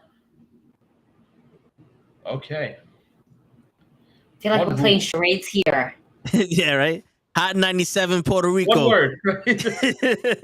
First word. That's the welcome to the Bronx right there, right there. Word. Guys, right? I was at Walmart night. I put Adam Page by CM Punk because Punk hates Page. Damn, man, he's just trolling them in Walmart. Just don't pull a Sammy Guevara and break the toy. Word. Word, I saw that. Eddie Kingston toy. Yeah, no, I saw that. He like, fucking stomped on it. He fucking he kept stomping on it. Like, oh my god. He's like, it just fell. I got one of those too, damn it. Damn, I could have got that one. I could have bought that one, you see? Yeah, it'd have been a collector's item. Word. Shit. I need Eddie Kingston in my collection. My collection's in the other room. That's why I'm pointing this way, because I know it's behind this wall. Yeah. It's very small. It's just Santana Ortiz and Eddie Guerrero in the middle. That's it. That's all I got. Nah, I hear you. And then Deadpool over. Real quick, while Pete messes with his mic, when you started to now wrestling people, is there something that you learned while you was in a match with somebody that you picked up on your own? Like you saw somebody do something, or they did something to you, and it was like, yo, I got to do that. Bronco's favorite word, timing. Okay. I learned that during matches because sometimes my timing was off, and it takes it takes time to develop the skill, your footwork, making sure everything's on time with the shots, and I learned that the hard way. Like I have to they're like, slow down, man. Like they'll literally hold me in a headlock and check me and be like, slow down. Or if I get that real good chop, slow down. And I learned that so that in the future, when I wrestle people who are like just starting out or been wrestling for a short amount of time, and I have to slow them down, if you see me wail back and chop the crap out of somebody, I'm telling them to slow down. Okay. Like, you gotta brakes. Okay, now let's go. You was on some Ultimate Warrior, like, Andre Giant shit. And you're like, calm down, wait, chop. So, as long as you could, that's how you can control the pace. And that's one thing I've learned from match after match after match, how to pace myself so I don't get so tired and winded. Like, we all know, us from the Bronx, most of us were born with asthma. Yeah. And I always, before I go to the ring, I take a real quick puff, and I'm telling whoever's in Gorilla, or like when I'm coming out, I'll sneak it to like the commentary booth and go to the ring, and they already know it's right here. Fun fact, Batista used to put his asthma pump underneath the ring apron on the corner. Oh, yeah? So when you would see him get thrown out of the ring and he'll be under the ring, he's literally taking a puff of his asthma pump and putting it back and going back out. Oh, shit. Fun fact, just pull back the veil for y'all for a second there. But Nice. it's I do that. Like right before I come out from Gorilla, I'm like, my asthma pump's right there. So just in case you see me, and I'm like, I'm not, like, I'll do a sign that I'm not really selling it. Like, just get me my asthma pump, please. Yeah. And that's one thing, like, I have to pace myself. And somebody taught me how to pace myself while running the ropes. And they were like, look, you're winded. This is how you breathe. And you hit the rope, breathe. One, as you're inhaling, when you hit the rope, let it out. Inhale, exhale, inhale, exhale. That was how I learned how to pace myself. So I'm not winded during matches. I don't win. I have, for a big guy, I have some pretty decent stamina. And, you know, that's one thing I learned too. In time, I learned how to pace myself so that I can last that 10, 15 minutes. Yeah. Because it can get dangerous if you're winded and you can't do shit. I've seen the worst happen to people. Like, I've seen somebody literally like take a bump and like have to roll them out, keep on wrestling while they're trying to catch the air. Then they get the air, they come back in. Like, I've seen shit like that. So it's like, that's one thing I could say I learned. And like I was saying, Pete, when right before you came on and when you were trying to fix your phone, I was telling them how long I've known you for, and how long you've been behind the process of my growth in the business. And now how recently Pete actually called one of his first Matt Awesome matches back in June. And he put the chancla over like no tomorrow. Like, this man is blessed. He is the voice of a generation 100% when it comes to wrestling and talking about it. He literally called his first ever Matt Awesome match. Besides booking his first Matt Awesome match in BCW for a pre-show, he also called my first match for Invictus Test of Strength United We Fight. And it's been a great, my 5 years performing, but my great 6 years knowing Pete and him giving me some guidance also down the road to, like, finally, because when he first was starting We Are Wrestling, I'm like, yo, what's up? What's up? What's up? And his first thing was, I got to see more of what you can do. You got to show me more, Matt. You got to show me more. And I'm like, okay. And whenever a promoter tells me that, show me more, that always lights the fuel under me. That always lights that spark. And I'm like, okay, I want to see more. I'm going to do something.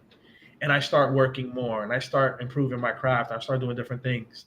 So then Pete hitting me up, and he's like, how do you feel about Rumble? Like, show in the Bronx, welcome to the Bronx. And the Rumble match is called the Rumble in the Bronx. I'm like, I'm with it. What's up? He was like, all right, you're in it. I'm like, what? And then it's funny because it's falling on my anniversary. Yeah. So it was literally fate, you know. It's like a meant to be moment. It was meant to happen. And again, like how me and Yuto, we shared that that we lost our mom. Yeah. And what we do now is more of a motivation for our moms. Pete also lost his mom. Yep. And everything that We Are Wrestling is about is a dedication and 100% for his mom. And for him to book me for this show, that it falls on, one, my anniversary weekend, and two, it falls on 6 years that my mom passed away, it means so much for me. Yeah. As much as I know it means a lot to him to actually put me in this match to wrestle on his show during this important weekend for me. And again, I thank this man the moment he booked me, but I'm like, yo, good looks, bro. Good looks. And shooting ideas off of him all the time. Like he's an encyclopedia of wrestling. Like you could literally shoot the shit with Pete and say, for instance, he's like, yo, I gotta be out in like 10 minutes. We're there for 2.5 hours talking wrestling. Oh, I remember. Every time I'm with Pete, I'm sitting in the car with this man and we're talking 2.5 hours of wrestling, and I've been sitting in front of my building, should have been upstairs like 10 minutes ago. An hour and a half passed and we're still talking wrestling. And it's because he's very relatable. You can talk to this man about anything. You can talk about this man about music, any sport, wrestling, pins, you name it. This man knows it. This man's also a poet, and he don't even know it. So he might have to show it. I'm not just blowing steam. I'm not just bullshitting. I'm being 100%. This is straight shoot. This is not Matt Awesome talking. This is Matthew H. Caraballo talking right now. This man basically was behind the growth of Matt Awesome, and I thank him 100% with that. If it wasn't for him, I probably would not be talking on this podcast about next week's show so like positively. And there's people in this chat right now, there's people watching this right now that are going to the show that is family of mine or friends of mine, and they're so excited to like finally get a chance to see me wrestle. I know my boy Marvin's gonna be there, and he saw me wrestle like twice at BWF. And this time he's coming again to see me, but this time it's going to be at We Are Wrestling. Again, it's going to be the biggest show of the weekend. And then again, like I said, the next day is going to be IFC, which is going to be in Jersey. So if you don't get your full fix of We Are Wrestling Friday night, which I know you guys are not going to be wrestling out because every fan that's going to be in the building are never wrestled out. Y'all can, if y'all want to go down to Jersey, check out IFC, y'all can. But later on at night, the wrestling girls, they're having their anniversary get together for their podcast. I'm gonna be in the building. I know Pete's there that night too.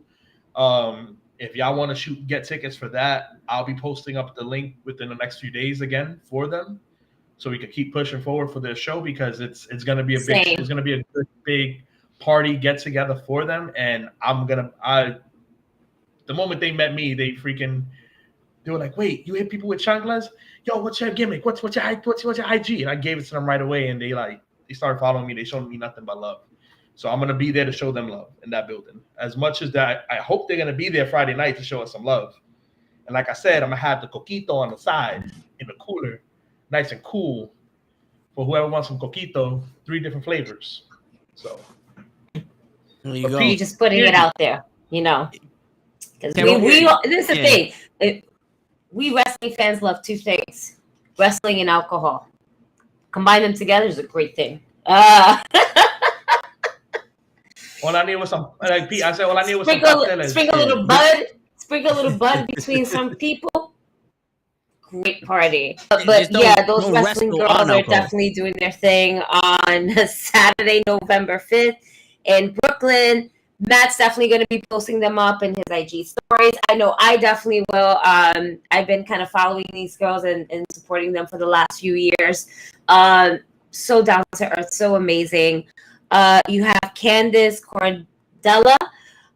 She is wrestling and media personality, host, and writer. You have Spice, who is a wrestler and founder of Black Girl Magic. And then you have Janelle from HR, from the Jobber-Tears podcast, part owner of Battle Club Pro and co-host of the Jobber-Tears podcast.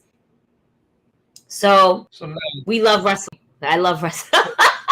Go ahead. So, in fact, Gigi, I want you to pick a match. I want you to pick a match on the card for next week, and we can talk about it real quick. Any match. Any match. Hold on. All right, y'all have a lot. All right. Shit. All right. Let's see. Chris Barton. We talked about that one. Yeah, we spoke about that. Oh no, I'm sorry. Wasn't really here for all that. My bad. Janaya Kai and Speedball Bailey. Did y'all talk about that? Yeah. There we go. Boom. I like her. I like her a lot. So over here, fucking demon. You got the kick demon. I said I would love to take a kick from her, but after Like seeing somebody get kicked in the throat, running behind the curtain, checking themselves, and then coming right back to the ring. I kind of second guess getting kicked by her, but I would still get kicked by her. I don't know why. You have her going up against I don't know. I just want to. Yeah, no, we gotta get her to kick show also. Yeah. Y'all want show to go on a sabbatical? I mean, he's gonna go on it either way. Not. You know what I'm saying?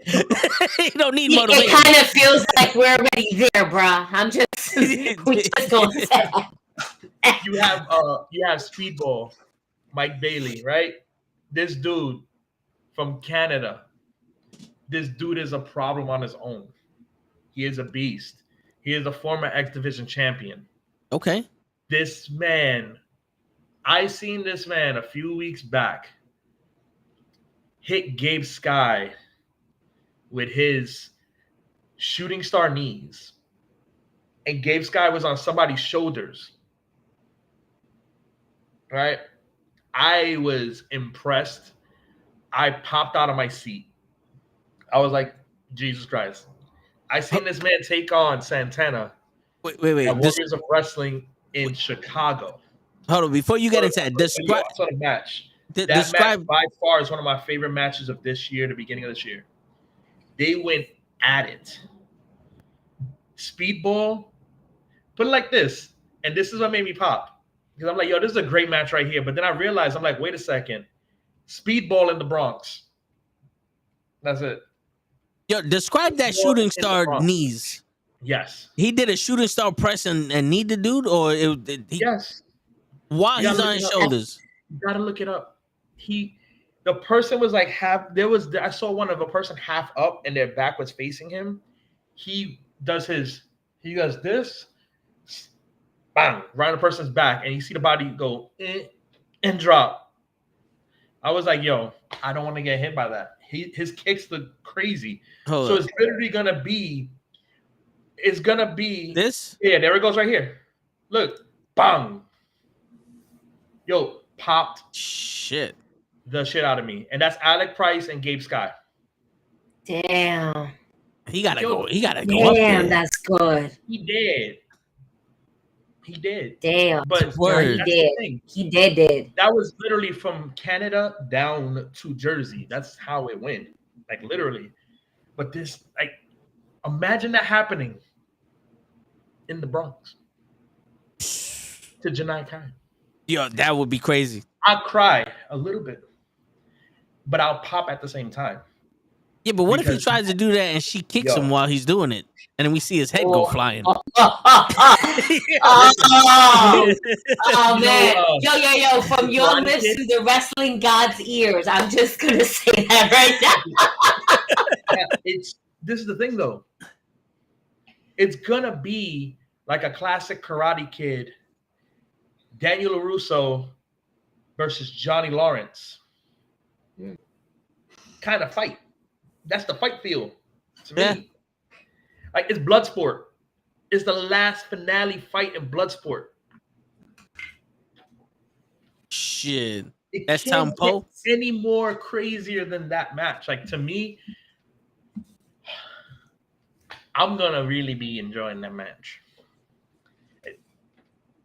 And he agrees. And he agrees. I'm excited. That match is gonna be lit.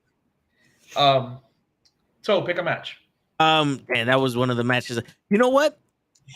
Because she actually reposted one of my stories. Let's go with Savannah Evans and Karen Bam Bam. You know what I'm saying? Like, yo, she's the only one besides Matt that acknowledged the fact that I existed. And she actually, reposted one of my stories. So I'm telling you, you post up the video. DG, you gotta post up the video of him twerking now.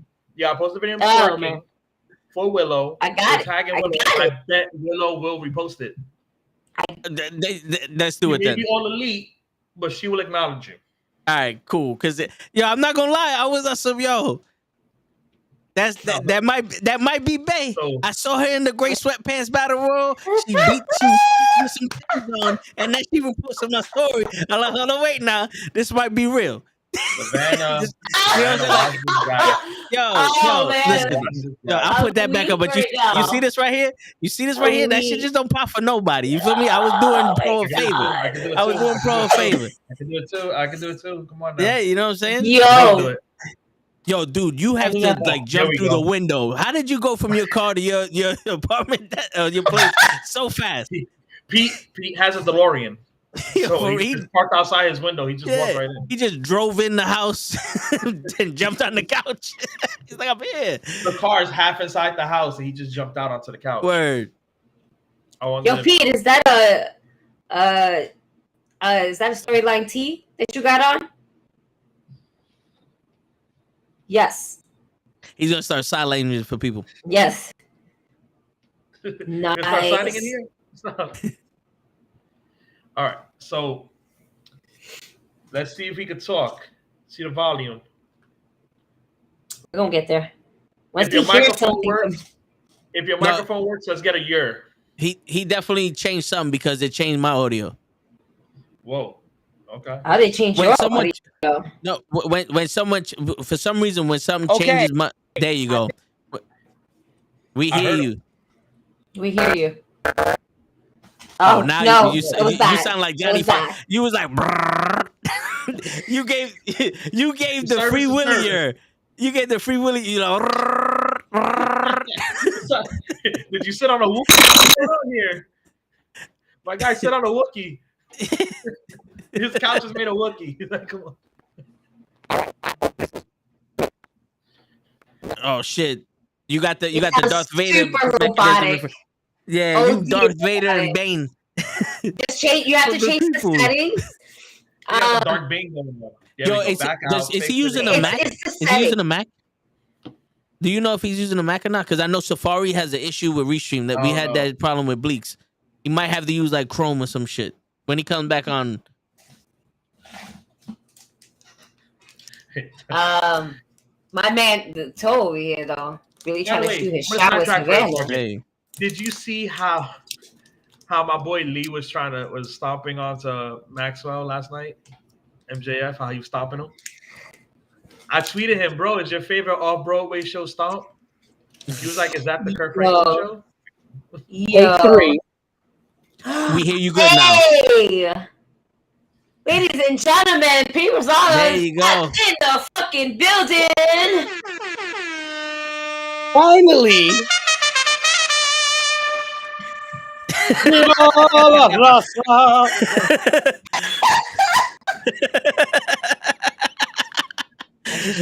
I just want to feed the children because Ramses is the best. Ramses is the best. I just want to lucha. Listen, if your show would have been on Halloween, I would have dressed up like Nacho. Listen, and we got an esqueleto. I know somebody who can do a great esqueleto.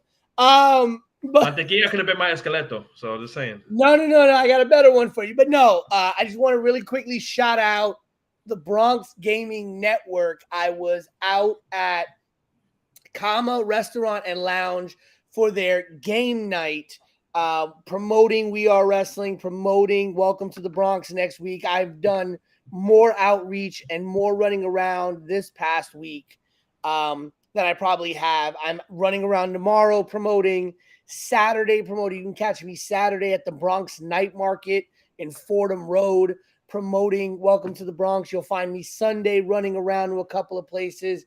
So it's definitely been hectic. So big shout out to the Bronx Gaming Network for letting me come on over, drop some flyers, talk to some people, things like that. Matt, I want to talk really quickly about what you said because I was able to hear all of it. You're screwed. I heard every single word. So let's put it simply. This month made 10 years that I've been involved in some capacity in the professional wrestling business. My first job in the pro wrestling business was actually being a pre-show interviewer for a website that a friend of mine ran. And my first experience doing that was at an FWE show in Brooklyn, New York. and in this time I was going to places like FSW. Oh man, I'm forgetting the name of the some of these companies that I've been to, but Pro Wrestling Syndicate, which is now Wrestle Pro. All these different places. 5 years later, I stumble upon BWF, and I start over there. Start working over there, become their general manager for a while, start doing their ring announcing for a little while, and I meet this kid, Matt Awesome. Now, what a lot of people don't know about my history in pro wrestling, and Matt can attest to, is unbeknownst to many people, I have actually been in the ring and trained. I have actually been in there, taken the bumps, not great, done things, not great, but I've been in there. And I was in there with Matt, saw him learning. And I knew this kid had the passion. If there was one thing that he had, was the passion and the drive to be great, to get this. Okay. And he would listen, this young Matthew kid, I mean, he would name drop every chance he got. Right. Oh, I know this guy and I know that guy. And this guy watched my match. And this guy said, yo, hit me up and I'm going to get you over here. We're going to do that. 5 years later, he's doing exactly what he said he was going to do. And, when I told Matt that I wanted to see more, it wasn't because I hadn't seen enough. It wasn't because I hadn't been inundated with Matt Awesome footage. It was more, I know what you can do. Show me what you think you can't do. When, let's just be really transparent about it. There was no way I was going to do a show in the Bronx and not have Matt Awesome in it. There was just no way that was going to happen. Yeah. For me, you could sit here and ask me, well, why wasn't Matt Awesome on? It was all a dream. Why wasn't Matt Awesome on, One Step Closer? Why wasn't Matt Awesome on all these other shows that you did? And it wasn't because Matt Awesome wasn't ready. Matt Awesome was ready on our first show, our second show, and our third show. But I knew that I wanted to bring We Are Wrestling to the Bronx. I knew that from the day we started. The only reason I started in Jersey was because of the financial impact of trying to run a show in New York City at the time. For me, it made a lot of sense. It made a lot more sense. You think about why does the WWE, why does AEW, why do they do certain things when they do certain things? Why do certain things happen at certain times? It made more sense, and it made much more of an impact for me. For Matt Awesome to make his We Are Wrestling debut, not in New Jersey, that wouldn't have mattered. But to make his We Are Wrestling debut in the Bronx, that carries a lot more weight. That matters. That's that I'm debuting on Monday Night Raw right after WrestleMania, and that crowd's going to give me the pop. That's it's that Cody Rhodes coming back at WrestleMania. Mm-hmm. That's what that is. Yeah, and that's what this home. Is. And for me to tell Matt, hey, I want you to be in the Rumble, was a test. Because Matt could have easily said, we're in the Bronx. Why the hell are you putting me in a freaking Rumble match? Why can't I be in a match? And when Matt was like, yeah, yo, let's do it, I knew that I made the right decision. Right? Because I could put Matt in a match. Okay. But to put Matt in this Rumble, a match that I am considering to be my personal love letter to Bronx wrestling. When you think of the people who are in that match, with the exception of Ruthless Lala, Auntie. Every single person in that Rumble, in some way, shape, or form, has been involved in Bronx wrestling. Bronco International, the Bronx legend himself, the man who put BWF on his massive Dominican shoulders, right? Mantequilla, Nikolai White, Big Cuzzo, Johnny Santos, Matt Awesome, Jarrett Diaz, right? Hype Beast Ben Rutan. Whether it was they are from the Bronx, they wrestled in the Bronx, everybody in this Rumble is affiliated with this borough, with wrestling in this borough. Ruthless Lala just wants to hurt people. I'm watching my neck that whole match. So I put her in the one match where I knew she could hurt the most people. Plus, I am really hoping that Lala is in the match at the same time that Bronco is in that match. Because, God, that's going to be a collision. Bronco. Oh, yeah. Hey, what happened? Hey? What happened, Poppy? What happened? You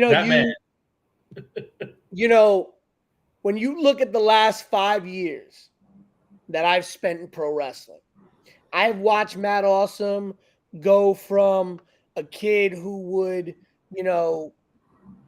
barely get on a show, who was trying so hard, who didn't have the proper gear, who was wearing whatever he could to get into what he could do, who would, was the type of kid who would, if he had to wait outside the back door and, give somebody a $20 bill to get in and do ring crew for something, he would. To a guy who I am proud to have on the main card, not the pre-show, not the dark match, the main card of this show.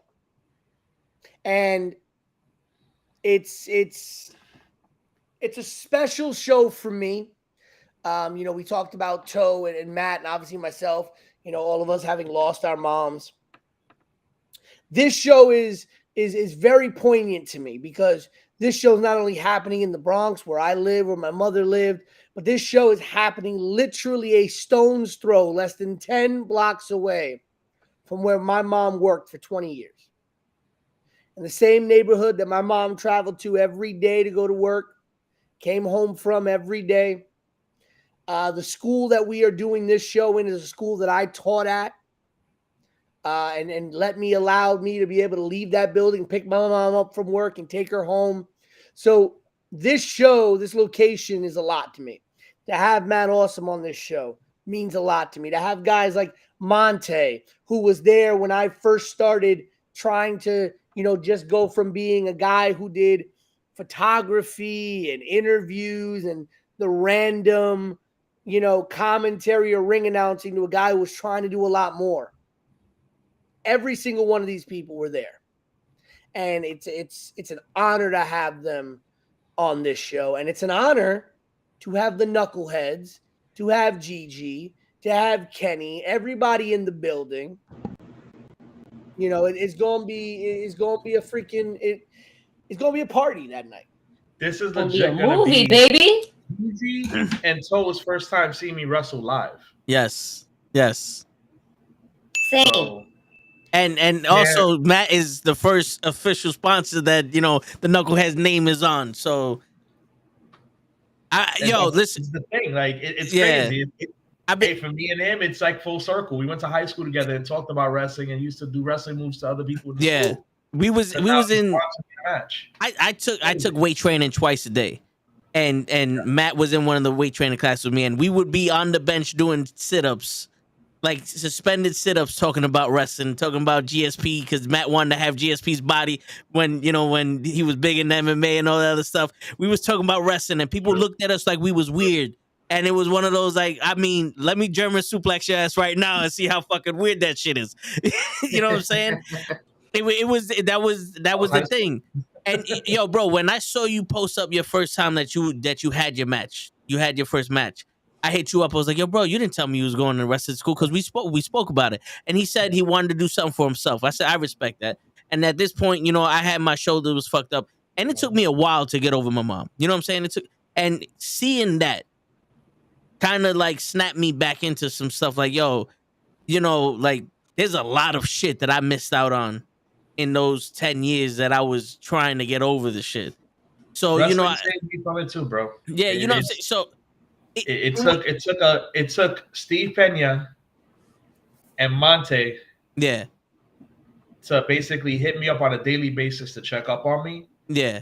And telling me, bro, when you're ready to come back, we're here for you. And it was a Sunday. I'm like, I gotta get out of this house. Yeah. I gotta stop watching wrestling. I gotta get in the ring. Can y'all meet me at BWF? And Bronco kept the lights on for us to be in that ring and train for at least a good hour and a half. And I told them, don't go easy on me. Don't pity me because of what I just went through. I don't need that. What I need is to get my mind off of it. And what I need to do is focus and do what I got to do. Yeah. Why? Because before my mom passed away, she gave me the blessing to do this. Yep. And I'm not going to prove her wrong. And I'm going to keep her proud of me that I'm focusing on my dream and I'm pushing forward. Yeah. And they were like, no problem. And they've been there. Pena went to my mom's funeral for me. He didn't have to. He just met me literally the year before at a Blink gym working out.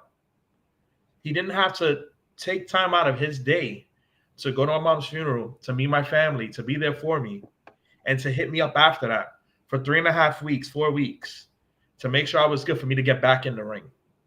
And when I got back in that ring, I kid you not, every single time I wrestle, I go in there and I'm mad awesome. Yes, I have the chancla. But there's something over me. There's something with me in that ring. Every single time I step between those ropes, and it's not only my mom, it's my stepfather. Yeah. Because that was the man who introduced me to wrestling when I was a toddler. He sat me down next to him. We watched Saturday morning Superstars, and we'd watch Glow.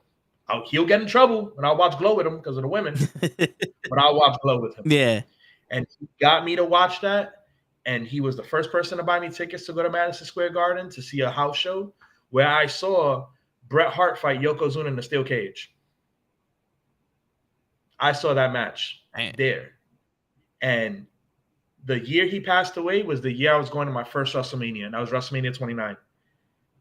He passed away literally the week prior to the show. Damn. And I was heartbroken. I was going to sell my tickets and not even go. But my mother told me, Papa wouldn't want you to do that. Papa would want you to go and enjoy your time. Yeah. You know, that was something you guys shared. Everybody's heroes was Hulk Hogan and everybody. I liked Hulk Hogan too at one point. But you know who I always said could beat Hulk Hogan? It was my papa. Because his arms was bigger than Hogan's. And I will always say that. That's why my promo for the We Are Wrestling show, I highlighted that man. I highlighted my mother. I highlighted Pena. For the reasons are there. They were the reasons why I'm here right now today. Yeah. Wrestling is the reason why I'm here today. Because if I didn't have wrestling, you probably wouldn't be talking about Awesome right now. Because I was dark. When my mom passed, I was in a dark place.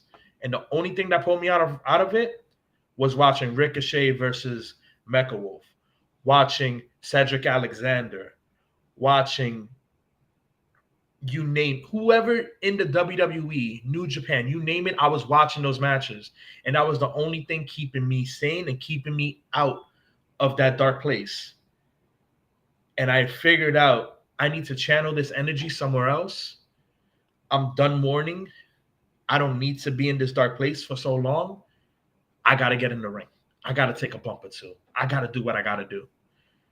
And I can say this, 6 years been training, 5 years been performing my ass off. And I can wake up the next morning after a show and my knees will be dropping a mixtape because all they're doing is rapping to me because they're in so much pain. But I'm going about my business. I'm going about my day to either wrestle the next day or I'm going to work to stand on my feet for 8 hours. And I do it because that's the life I chose and that's the passion I have to not only do this to be in the indies and prove a point to people that I can do things that teachers back in middle school would tell me I would never amount to, I'm doing it right now.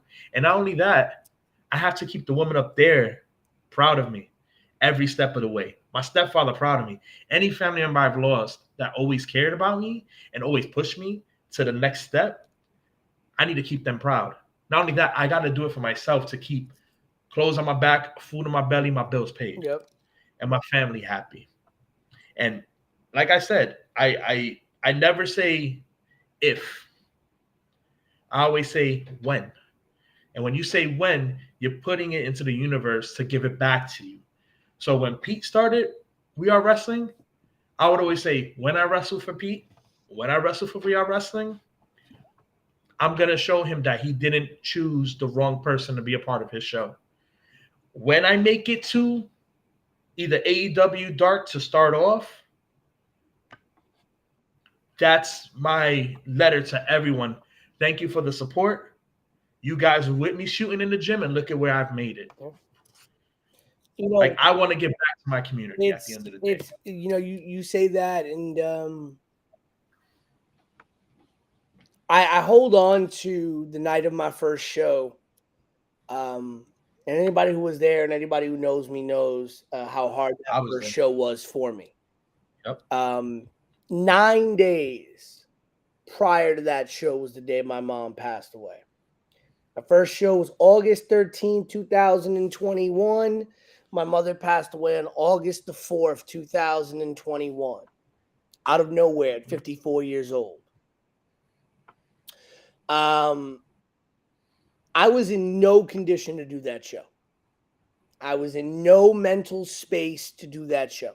In fact, when my mom went into the hospital, before I knew if she was going to pass away or survive, I was literally already in the mindset of I have to cancel this show. And I was going to pay each and every performer. They did not wrestle for me. They did not appear on my show, but I was going to pay each and every performer because the number one rule I always learn, you don't fuck with the boys. You don't fuck the boys. And I know there's girls and there's women as well, but we're just using the generic term. Yeah. You don't fuck the talent.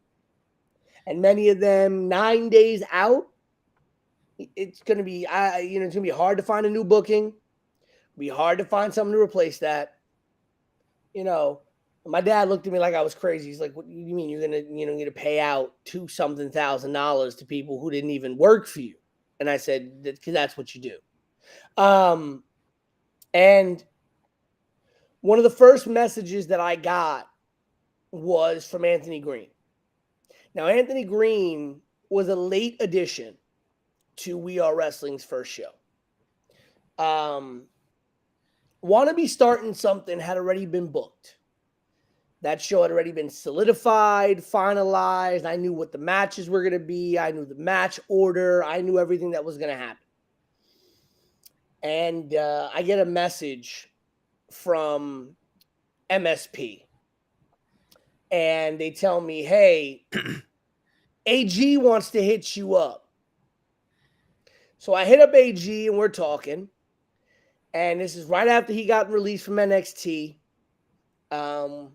And he says, man, I heard you doing this show. Congratulations on starting your own company. Congratulations on this, stuff like that. He's like, you think you got a spot for me?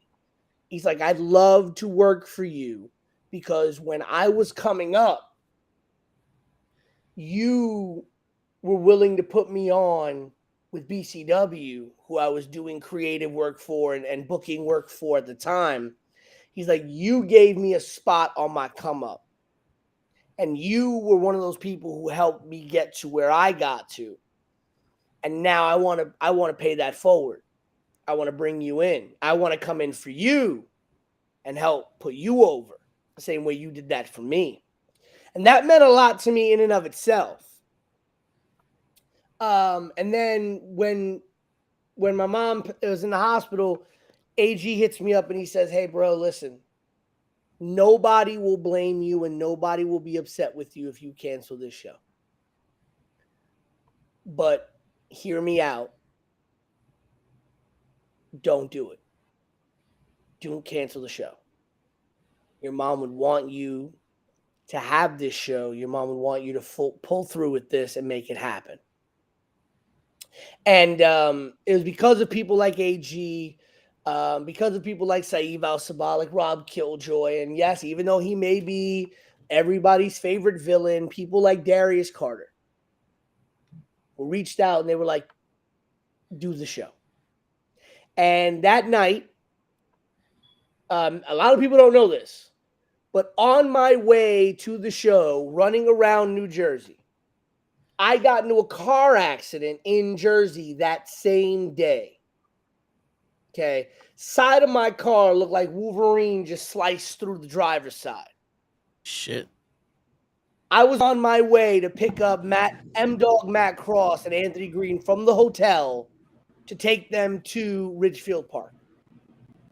I'm stuck on the side of the highway for over an hour waiting for the police. I'm already in a frayed emotional state. I'm already in a frayed mental state. I'm already stressed through the roof because it's show day. And when you're a promoter, show day is the worst. And I get to the building, and who's helping keep it together? But Anthony Green and a couple of other people who are just like, yo, we got you.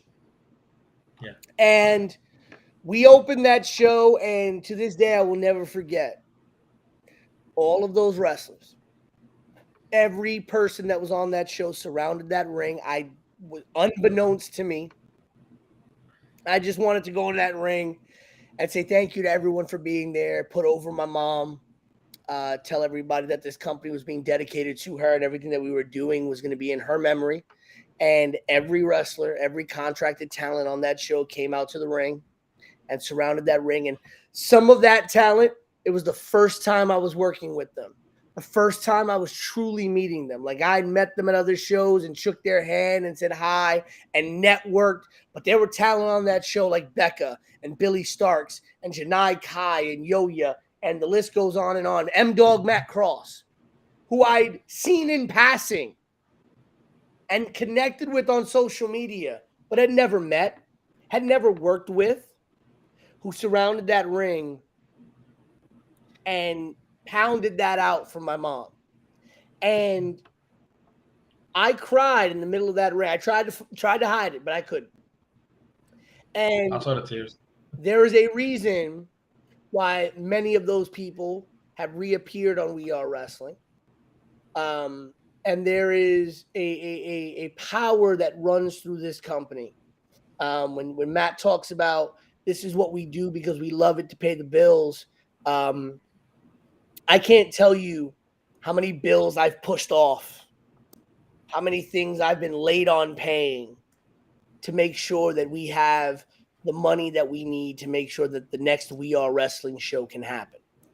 I can't tell you how many sacrifices I've made and days I've gone without eating a straight meal, or days where it's just like, all right, I can't get, I'm not going to go get lunch today, or I'm not going to do this. And whatever I need to do to pinch a penny here and there to make sure that we can put on a We Are Wrestling show. I don't have funding behind me.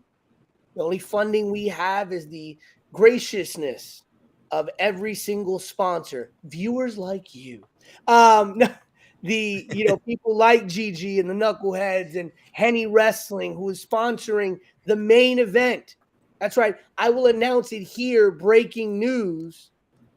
The main event of Welcome to the Bronx, the Kick Demon Janai Kai versus the former X Division champion for Impact Wrestling, Speedball Mike Bailey. Right? People like Henny Wrestling, like the Knuckleheads, like Pull up Kenny.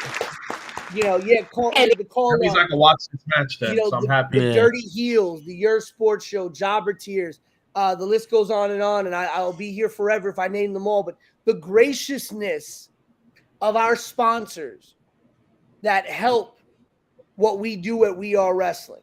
But other than them, I don't have outside funding coming in. I'm living check to check just like everybody else.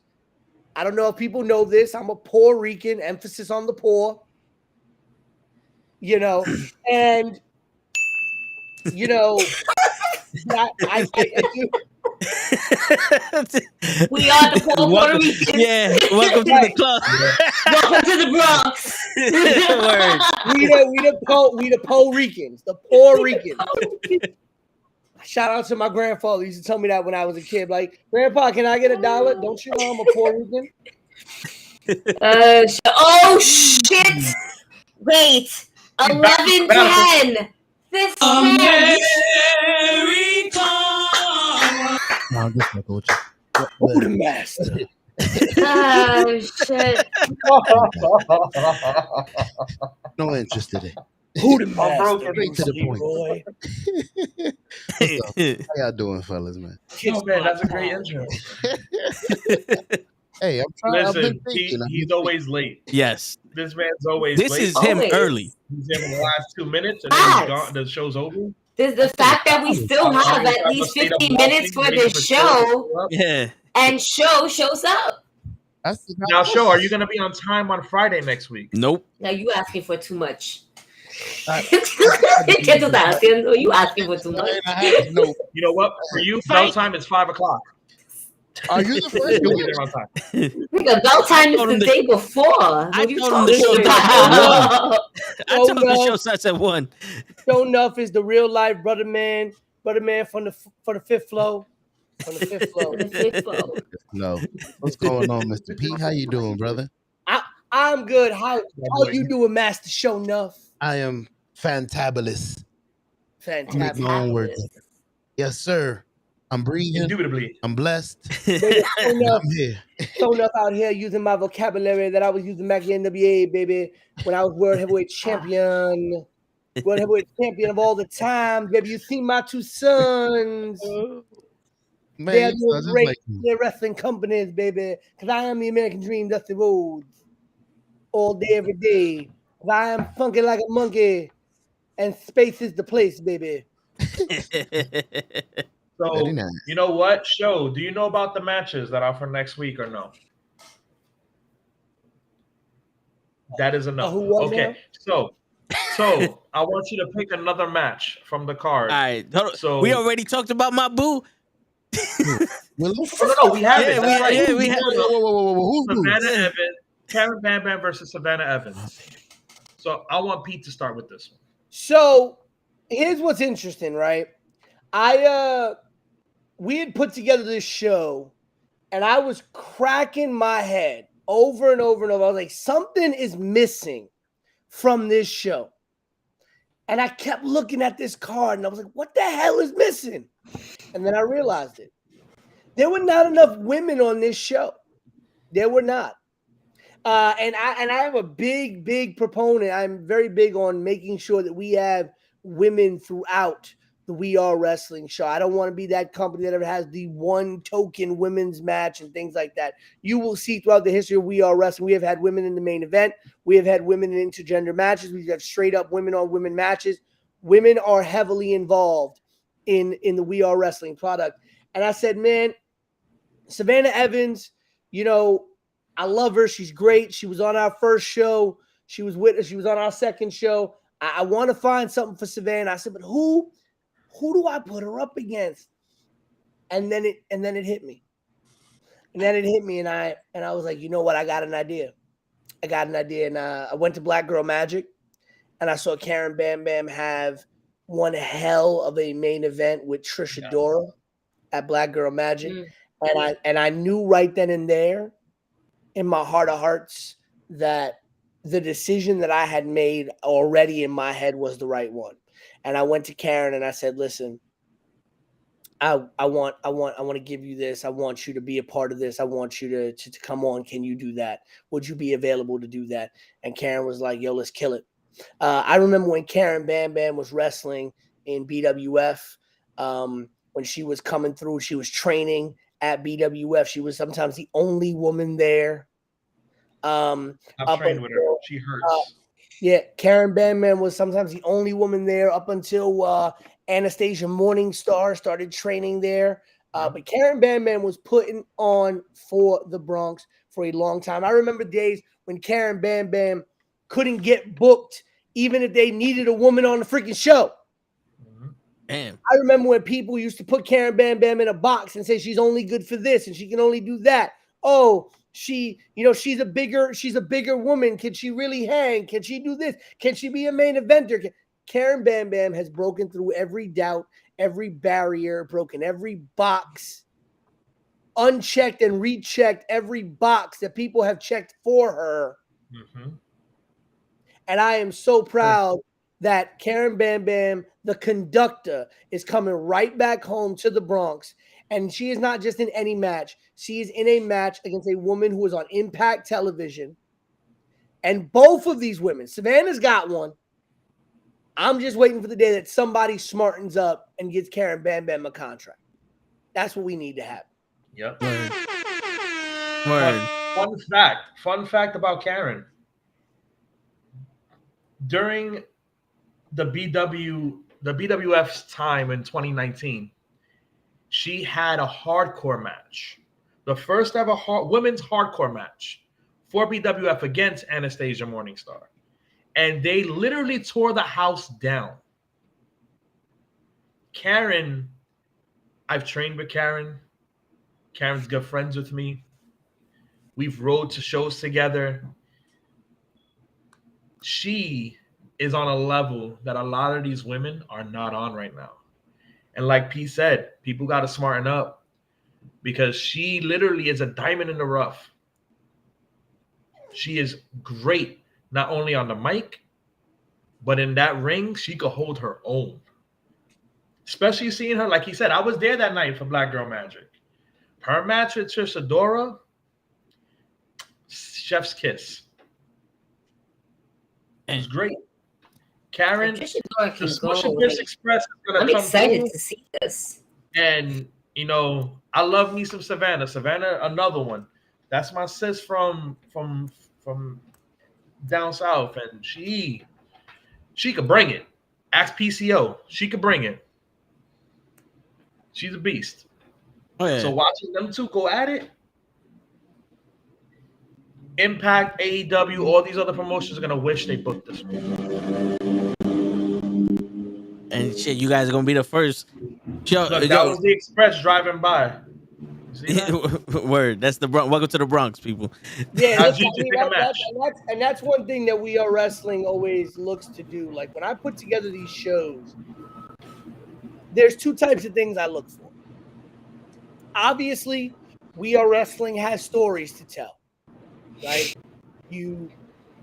If you've been there from the first show, you've seen this story evolving between Yaya and Chris Barton. You've seen this story kind of come to a head between Darius Carter and Rob Killjoy, right? You've seen these things happen. And then sometimes I like just getting I like getting in the lab and just have a little of that Dr. Frankenstein, moments. And that's when I get Darius Carter versus Trish Adora for the Pan-African World Heavyweight Championship. That's when I think about, what about Dan Moff versus O'Shea Edwards? Oh my God. That one. That's when I think about, what about O'Shea Edwards versus Trish Adora? That was another one. Right? What about Mercedes Martinez versus Masha Slamovich? Mm-hmm. On this show, and I said this to her the last show when she fought Tristan Ty. I told Janai, I said, I have this match idea. I want to do you and Speedball. And she looked at me. Her eyes got real wide. She said, I've been wanting that match. And I said, all right, listen, I'm going to work on it. I can't promise you anything, but I'm going to work on it. If I can make it happen, I'm going to make it happen. Don't speak a word of this to anyone because I don't want anybody else trying to do this match. And I'm going to be fully transparent. Up until maybe a month ago, this match was not going to happen. Speedball versus Janai Kai was not originally scheduled to happen because we could not secure Mike Speedball Bailey. Unfortunately, that man has a very busy schedule. Okay. And at first, I hated New Japan because originally our show was actually going to be scheduled for tomorrow. Yeah. Originally, it was going to be October the 28th, and then New Japan announced, okay, using a venue that nobody's been in since 1991. Okay. Ain't nobody been in the Palladium since 1926. What? Okay. And, you know, Matt Austin is the one who sent me the goddamn thing. Yeah.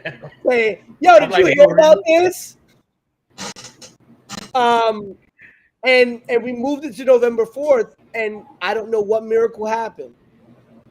But we were able to secure Mike Bailey. We were able to get him on this show, and I was able to make that match happen. But that's what I like doing. Karen and Savannah, nobody's doing that.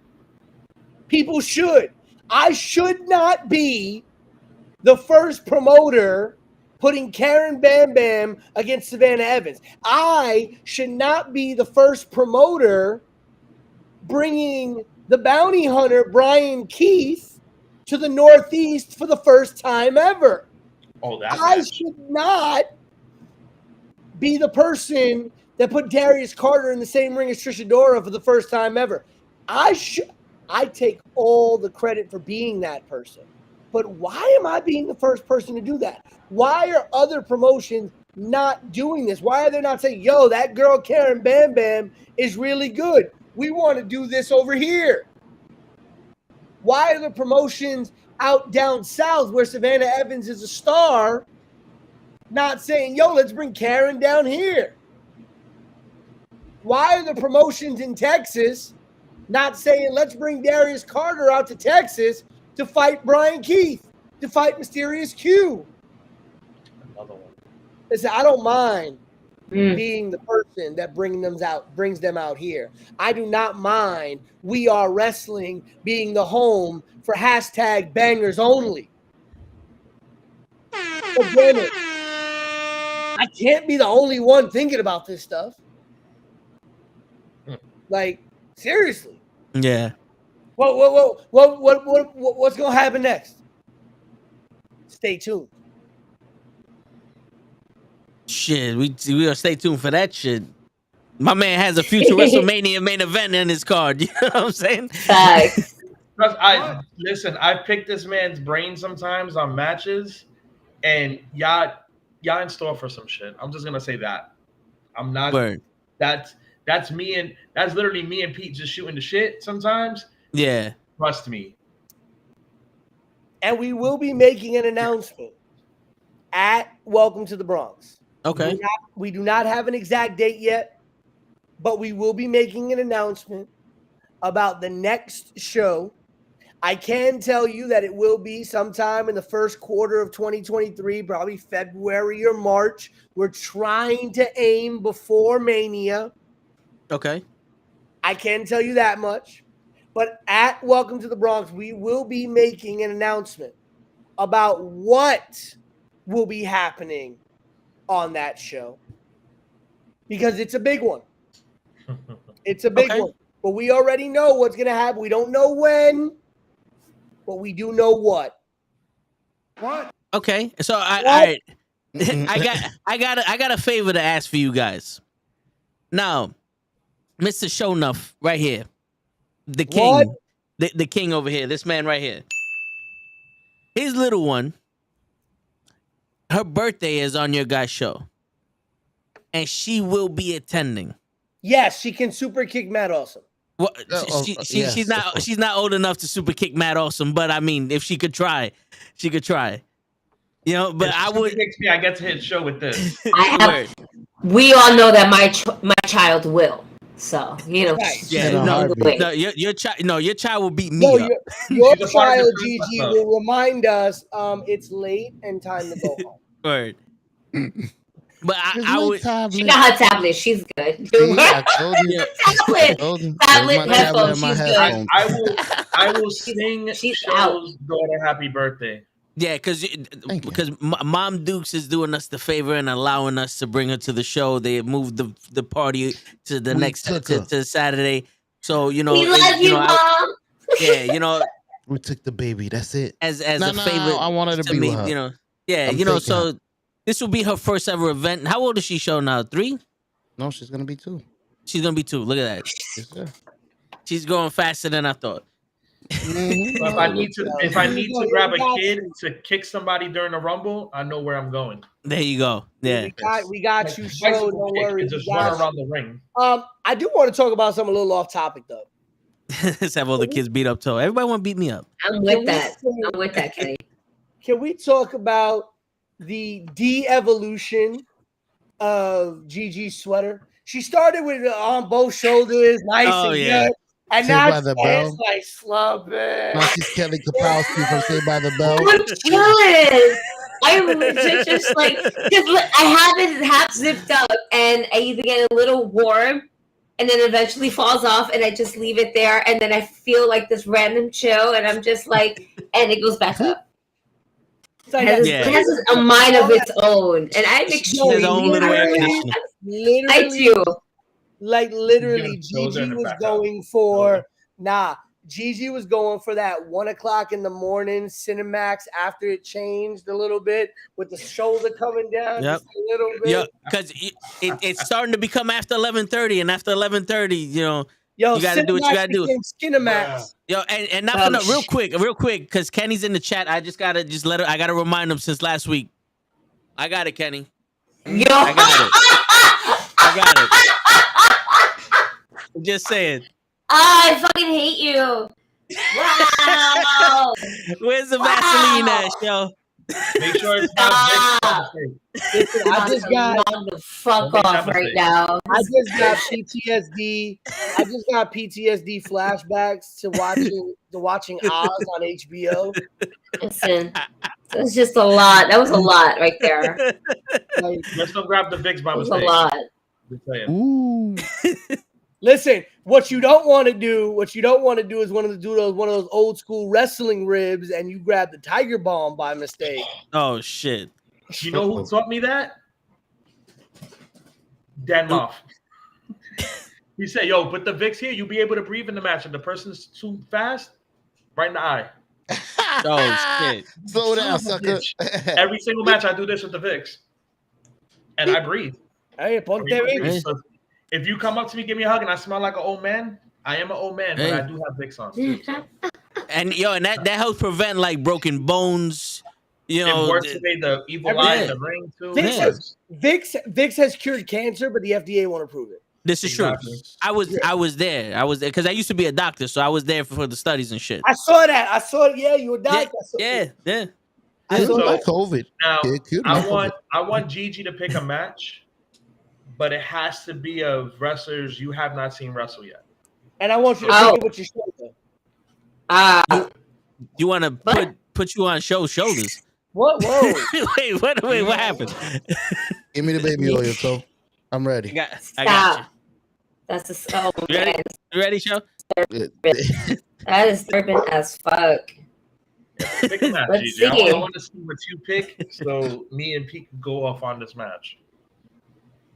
See, I can't say somebody I haven't seen it. There's at least one person I've seen in the other two matches. There's a triple threat match with Marcus Mathers, Mr. James, and Jay Bougie. Woo! Good match. Good pick. So, full transparency, this was supposed to be a 4-way. Okay. This was originally supposed to be a 4-way match with Landon Hale, who unfortunately got injured and will be unfortunately missing our show. But this was supposed to be a 4-way match with the good doctor Landon Hale. All right. Injuries happen, Matt, right? Yeah. Oh, they do. He didn't have his Vicks on. It was not me. No. He didn't have his Vicks and the Robitussin in the bag. It was TJ Crawford's knee. You rub some Robitussin on the knee, boom, pops right back into place. The meniscus is cured. Listen, Robitussin. No, you know what you need? You need some codfish oil. Codfish. Shit. I hate the way that tastes, but I used to take it in the morning. Yo, this match though, it's I could put it like this. Hold on, Matt, real quick. We got a special guest. He's ready for the. He's ready for the baby. Wow. Thank you for coming on. I appreciate you so much. Thank you for not leaving me hanging like this. Like, go. The level of disrespect that you show me to somebody that shows up on time. All right, and you're gonna give me fucking expired. First of all, expired baby oil. What? And then you're gonna let another man try to touch me. What? All right. Where's my bag of popcorn? There's no date on this. There's no date on this. I didn't know baby oil expired. Yeah, baby oil don't expire. It's good. I'm just Listen, there are two things in this world that never expire. There are two things in this world that never expire: baby oil and the spices in your grandmother's cabinet. She's done had the same spices since 1947. Word. Let me tell you something. 10 times the moisture, Kenny. Try to fucking touch me with 10 times the moisture. Fourth, Yo, first off, baby oil is smoother to rub on you than Vaseline. Show one to rub Vaseline on your ass. You do. That's gonna be my ears are bleeding. I'm doing you the favor, all right? Not only will you be moisturized, but you will be shiny too. You're lucky because Vaseline would have took me time. Yeah, he wanted to take his time with that shit. All right. The level of disrespect. Listen, I grew up in the hood, so listen. Okay, you need to borrow this. This could be really helpful because listen, a car right now. I could pull out the bat right now. It's really easy. Yo, no, because if you got the baby oil on your hands, you can't grip it. No. But they talking about their gonna have the baby oil. I know we gonna rub it on you. I know how to move. Listen, just know when you got the baby rub it on you. When you get the baby oil, you can't grip it, and when you got to give it the good grip, the good smell. Oil on me. All right, I don't know the Jason Giambi and let the bat fly into the crowd. Word. Oil. I thought this was a wrestling show. What happened? Where did we turn left? What the fuck, guys? So you want me to start? All I know is you want me to start at the top of your head? Matter of fact, I'm not even coming in the door with you guys. I'm gonna come by myself. He gonna slide right in the door with the 10 times moisture of the baby oil. He gonna be slick. That's his Halloween costume. He gonna be Mr. Slick. Thanks to the baby oil. I think you got your match for the next We Are Wrestling show. Listen, it's gonna be Toe versus Kenny in a baby GG on a pole match. No, in a baby oil fight pit. Yeah. And Gigi's gonna be the special guest referee. And shows the guest enforcer. See me eye to eye, Yeah. then we can talk. I'm Diesel. Yo, first off, Kenny, it's a fucking fact that I'm the tallest New York podcaster in the history of podcasting. Right? I am the tallest Bronx native podcaster in the history of fucking podcasting. All of y'all seen this shit. I'm 6 foot fucking 8, 375 the audacity fucking that you pounds. have to lie to people like this is so unbecoming of a man your age. Shoulder to shoulder with giants. Gigi here. All right? Fuck you, Mama Webble. Yo, in my fucking building, there's a sign that says it's 6'11" tall to pass because there's a little beam in the hallway. I have to duck underneath that shit every time I walk past it.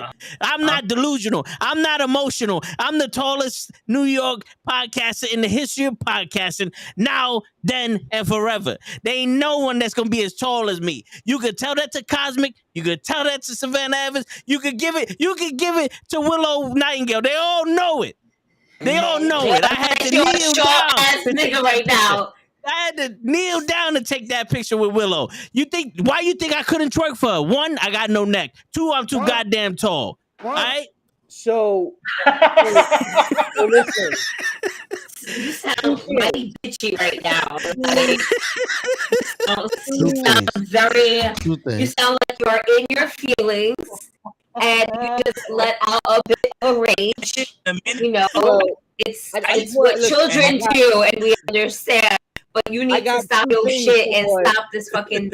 You're in denial, and that's always the first step. Like, you're in denial, and we understand that you're in denial, but you really need to stop this shit, bro. Like, yo, Pete's about to. He's gonna tell you. He got two things. As a teacher, I do a lot of listening and try to interpret what people are really saying. I got two things, right? One, we now know where Kanye got it from. Correct. He wish he got it. Right. We now know who corrupted Kanye. It was Toe. Secondly, and this is the most important one, because I think this is the first time in history, the only person who I have ever heard say more lies in one rant is Funk Flex. Damn. Damn. So he hit you with the bomb drop. Yo, it's Hot 97, baby. It's Toe Flex. I'm never gonna hear our song. Toe Master Flex. But here's the thing. I knew Toe for a long time. I didn't know I knew Toe, but I knew Toe for a long time because when I was growing up and I would go to my grandmother's house, we would always have on Spanish television. And at like 3 a.m, they would always have on those variety shows on like Univision and Telemundo. And you'd always, Toe, I didn't realize that Toe used to be on Sábado Gigante. He was the little dude that Don Francisco used to interview all the time. I knew. With Don Francisco would be all serious, like, "Hey, ¿sabe qué? ¿Cómo está?" And you'd have Toe like, exactly. So I didn't realize that was you, and I feel bad because we should have been giving you your flowers. I'm surprised that someone with such brittle bones as you has survived this long. I need my respect. Right. I need my respect for the hype that I am, the real fucking hype that I am. I come out here and I don't want to show up Kenny. I don't want to show up Kofi. You know what I'm saying? I just want to tell the truth. Y'all know the truth. And we saying the truth out here. Nah, I can't help it if I'm sexy. You know what I'm saying? I can't help it if the pecs moves. You know, have you seen DG's shoulder? That was. What? Hey, listen. Well, listen. We're talking about Kenny and this right here. Shut up. Have you seen Kenny's shoulder? Yes. Have you seen Kenny's shoulders 10 times moisturized? Anyway, Kenny. He's gonna slap the shit out of you. You don't need no shoulders. He's just gonna whack that shit back. Just the shit out of you with his big ass paw. I'm gonna put the chocolate down right now. Chocolate down. You on Friday? Show. I hope you get better. So once again, go fuck yourself. And I'm out of here. I love you too, Kenny. Nope, the fuck out of here. The love for you is gone, my friend. No. Smooth hands make smooth baby oil. Hold on. Before y'all go, throw in and hit some real quick randomly. I break the fourth wall with this. Before y'all go, I gotta put on the song. I feel like this is a perfect song for Toe and Kenny. Give me 1 second to load this up. I don't know if I should be worried or worried. Yo, I'm worried. Kenny. They just gotta admit that I'm saying the truth. 1-800 facts. I don't tell lies. Negative. I don't tell lies. Negative. That's a negative. So can you pull up that 1964 baby oil again, real quick? Nah.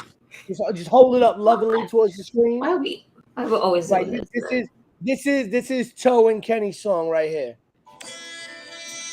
I fucking do it. We have that. Play the song. Yeah, I ain't see that shit coming.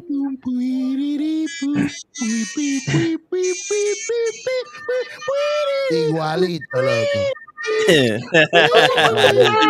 Yeah, Bronx, I got my own bodega cat. I'm never gonna dance again. Got baby oil from my friend Kenny. He gonna be extra shiny, man. 10 times moisturized. Y'all didn't know I could make shit up on the spot. We out here, baby. Welcome to the Bronx, Kenny. Gotta watch it. Watch it, Kenny. Watch it, Kenny. Totally, he about to unleash the dragon. That's right. You don't want none of that shit. You feel me? Kenny, this is for you. Okay? 105.9. Kenny, we're gonna have Gigi. We're gonna have Gigi send you that sweater. Word. You can wear it like that. By the time we're done with the podcast, it's probably gonna be off and on Kenny's shoulders by that time. That's right. Exactly. That's right. Wear something sexy, Kenny. It up now, so it's not going anywhere. Kenny, you better bro kick the shit out of these. Gigi, don't worry. I'm already representing for you. Don't worry about it. Go fuck your show. I love you. Gigi, love you. Everybody, 3, y'all can kiss my ass. Y'all my hey, I gotta go to work. I mean, I'm only doing that if it's moisturized. Oh man. 10 times moisturized. So we're back to the card. So we're talking about that triple threat now. All right. So yes. I don't know if you guys know this, but we're on a wrestling show. We're trying to do a wrestling show, and we just totally got segued for about a solid 20 minutes. We did it though, Gigi. Vaseline and baby oil, and I don't know how many, where the fuck. How many baby oil matches have you seen? Sidetracked. I'm just upset that I'm capturing by Jameson right now, and this is torturous right now. No, did you not know, Gigi? Did you not know, Gigi, that the professional wrestling industry actually accounts for over 70% of the amount of revenue that the baby oil companies make? Listen, I know, but need to hear it from this nigga. So, no. There's no get the fuck off. No, exactly. Let's get back to wrestling. More interesting when it comes. Focus. Hit it. So back. The triple threat match. Looks like there's a banger. Not the banger. What do you got to say about these 3 competitors? Let's hear what Pete got to say. Well, listen, Mr. James. Mr. James has been a staple in the Bronx wrestling scene for a long time. Trained at House of Glory, an incredible training facility led by the amazing Red. Jay Bougie, PWI number 485, putting on for Kingsbridge, putting on for the Bronx. Bougie coming in looking to get that win and solidify himself as the new king of the Bronx. And Marcus Mathers is exactly as his name suggests, the young prodigy. This young man is an incredible talent. Marcus Mathers is going to be on somebody's TV screen and for a very, very, very long time. These 3 men are going to go out there and just literally give you everything you're going to want to see. Mr. James is as athletic as can be. Do not underestimate the goodest noodle in all the land. And Bougie out there, I think Bougie's really got something to prove. But don't forget, Brian Waters of the wrestling realm is going to be in the building. And right. Brian Waters and Jay Bougie, they've been going back and forth a little bit. Oh, not only that, but, other people are going to be watching the show, wishing they can get their hands on Jay Bougie. That's the funny thing.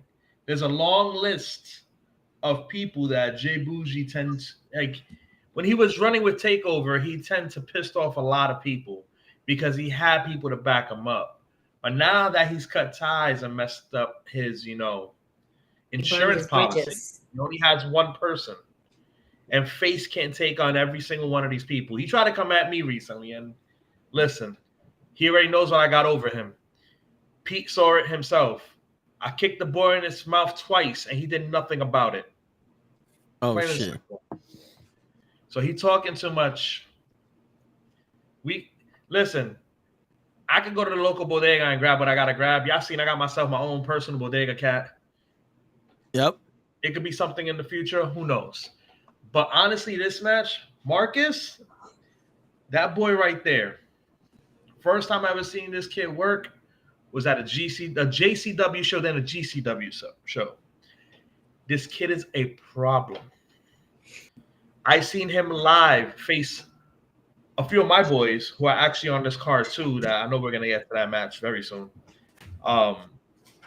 He put on a banger with my boy Kylon, a banger, and to have him in this triple threat match, just the talent alone in this one match, it's gonna be a sick one. And y'all in store for a good one with that one. Yeah, I know Marcus has got a lot of proof because Marcus was actually supposed to be on our last show. Marcus was originally supposed to be on One Step Closer, but unfortunately had another booking that he had to take care of that he had actually agreed to before we had approached him. But we had planned for him to be on the last show. So I know Marcus trying to make good on that. And I will be calling Marcus Mathers' action 2 nights in a row. Because not only, I mean, this weekend's going to be insane for me because not only do we have We Are Wrestling on Friday night, Saturday night, as Matt Austin brought up earlier, we have Inferno Fight Club at the Super Crazy Wrestling Center in South Jersey. But right after that, which, by the way, I will be calling commentary for Inferno Fight Club, right after Inferno Fight Club ends, right after you see that main event of Casanova Valentine and Sadiqa, I will be running down the road to the H2O building for Stan Styles Intergender Bonanza 14. And I will be calling that show in which Marcus Mathers will be in the Rumble match to possibly determine who will be the next Intergender Bonanza champion because Stan Styles, the defending Intergender Bonanza super champion, will be defending his title in the Rumble. So Marcus Mathers also going to be in that Rumble as well. It's going to be an incredible sight to see this kid. Like I said, a lot of wrestling monikers, you know, people come up with their own nicknames or whatever, and sometimes they don't always match, right? They're just the nicknames that they have. Marcus Mathers 100% is a young prodigy. That is 100%. true. That is true. Okay. And we get to see that live show. Hey, I can't wait. So, show, do you have the card up on your end? No, I don't, sir. Hold on. Okay. Wait a minute. Toe usually puts up the card. So, Toe, pick a match. There's a link right there for the. There you go. You know something? I'll pick a match. Prolific versus the Miracle Ones. You want to start this? Start it. This one right here. All right. I think this one might steal the show. I said the same thing. I think this one might steal the show. And that's saying a lot when you have the card that we have on this show. Mm-hmm. Okay, that is saying a lot. Prolific, quite possibly one of the most underrated singles, tags, trios. Okay, no matter how you put it. Possibly one of the most underrated 3 men you're going to find.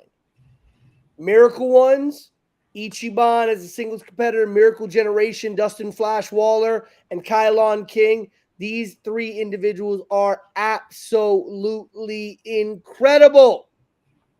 Yep. But the truth of the matter is, this is a big test for the Miracle Ones, right? Yeah. You have former Test of Strength Tag Team Champions in Dustin Waller and Kylon King, the current Test of Strength K1 Classic Champion in Ichiban. Yep. Okay. Coming to New York to face off against Prolific, a team that has put New York on their backs. Isaiah Wolf still got a lot to prove. Still out there showing that he deserves everything he should be getting. Because to be very honest, okay, there's a lot of people in wrestling that get caught up with the hype of the day, right? The special of the day. You know, it's that immediacy culture in professional wrestling. And that's not to say that Waller, King, and Ichiban have not deserved everything that they've gotten. That's not me saying that. What this is me saying is people forget that Prolific has been putting on for a very long time, and Prolific has not gotten the type of opportunities and the type of pushes and the type of recognition they should be getting for the amount of work that they've put in. That's a fact. Now, these guys, this right here, like Pete said, I 100% agree with him. This match is going to steal the show. 100% going to steal the show. And I'll tell you why. With the Miracle Ones, I met each of these gentlemen back October 2020 in Connecticut for my debut at Blood, Sweat, and Tears for a pre-show match, which was my test to get onto the main card. Dustin had just finished beating another gentleman who's on the card that I know we'll talk about his match probably next, Lucas Chase. He beat Lucas Chase for the title. He was the champion until just recently. Met Kyle on the same day. Met Ichiban the same day. There was not that much of a language barrier because I do speak Ichiban. So it was not that bad. Number one. Ichiban knows I'm number one with the chancla. So, we know this. Yeah. So these guys, young, hungry, they're journeymen. And when I say journeymen, they drive all around to get to their shows. They're hungry. These guys against Prolific, I've been in the ring with Tyree Taylor, and I can say this much. That man's lariat hurts. I wrestled him in one of his debut matches in the Bronx for BWF. My God, did he take my head off. I respect the hell out of that man. I consider Prolific my brothers, my family, as much as I consider the Miracle Ones family too. But these guys, Prolific, these guys are my legit bros. Like, I've been in the ring with all of them training before. And Wolf is a different breed of wrestler. Like, you think the swerve kick was made by Swerve? Nah. This man was doing the swerve kick first. That's his kick. He does it. And as a tag team, him and Marquise, they killed it. They deserve way more. Tyree, he's definitely a heavy hitter. I've teamed with Tyree. Definitely a heavy hitter. And this match, there's a whole bunch of combustible elements going on in that one match that, even though me and Pete are putting it over so much, it's not enough. You guys just have to be there. Like, if you haven't gotten tickets, get your tickets. And you guys got to be there to witness this, because this is going to be by far one of the matches people are going to be talking about for a long time. And listen, Tyree Taylor, as a singles competitor, definitely, has a wealth of opportunities with places like Wrestling Open and Beyond, Limitless, and things like that. And Waller and Kylon and Ichiban deserve all the opportunities they've been getting as well. But when I say that this is going to be a statement match for Prolific, because I know Prolific wants to go out there on Title Match Wrestling Network, on Twitter, on everything, and they want to show that just like Ichiban, just like Waller, just like Kylon, where are our opportunities? Where's IWTV coming calling for us? Where's Wrestling Open coming calling for us? Where's Limitless and Beyond coming calling for us? Because at the end of the day, when are we getting the opportunities that we've earned time and time again? And that everybody else is getting. But what about Prolific? Yeah, we had the pleasure of watching Prolific versus another 3-man group when I went to my first indie show. And I'm telling you right now, when I saw them come out, I got a Nation Domination vibe coming from them. And the match that they had, I was engaged. Like, they got screwed over because the ref was on the Jobber Slam. It was on the Jobbers, yeah. It was pretty much like the Jobbers tiers going up against them. Yeah. Yep. Yeah, and they got screwed over, but I was engaged. That's why I picked this match. That was a fun match. That was a fun match. Yeah. That was awesome. I picked this match to talk about because I was like, all right, I seen these guys go and I liked them. It's funny, y'all saw that match, and I saw Ichiban, Kylon, and Marcus. They were in a scramble match in Blood, Sweat, and Tears. That's that same day as Jobber Slam was going on, because I was on that show, and they killed it. Like, I mean, put a fork in, it's done type of match. Like, I'm like, wow, damn. And the winner of that title was the man you see in the picture, Ichiban. So he also holds the title for. I'm trying to remember the name of the title.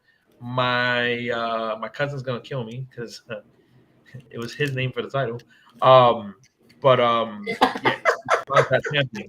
So sorry, Harry, don't kill me. But so the next match. Show you got a match in mind? Yeah, that was quick. Fuck, you said no for then. What do you mean? I said, yo, I went I to thought you said nope. Right? no. I'm not the only one that's bugging, right? Like I heard him go nope. What? I just got here. I'm back. I didn't want to interrupt. Okay, the invisible show. All right, but anyways, I do have a match. I do want to see. I'm gonna pick one that I probably said, but I do want to see Yaya fly over that rope again. Okay, so Yaya against Chris Barton. A lot more. You're gonna see a lot more. This is a Bronx street fight. There will be no rules. There will be nothing holding these two men back from each other, and this goes all the way back to Wannabe starting something. Chris Barton pissed off that he couldn't get on that first show, that Yaya got a spot, but not Chris Barton, right? Chris Barton took matters into his own hands and went after Yaya after that match and left Yaya laying, and there's not a lot of men that can do that. I got a lot of love and respect for both of these men, but Chris Barton has talked a lot of ish about Yaya. He's put himself in a very bad position against Yaya. And now he's going to have to pay the piper. Somebody is going to pay in this match.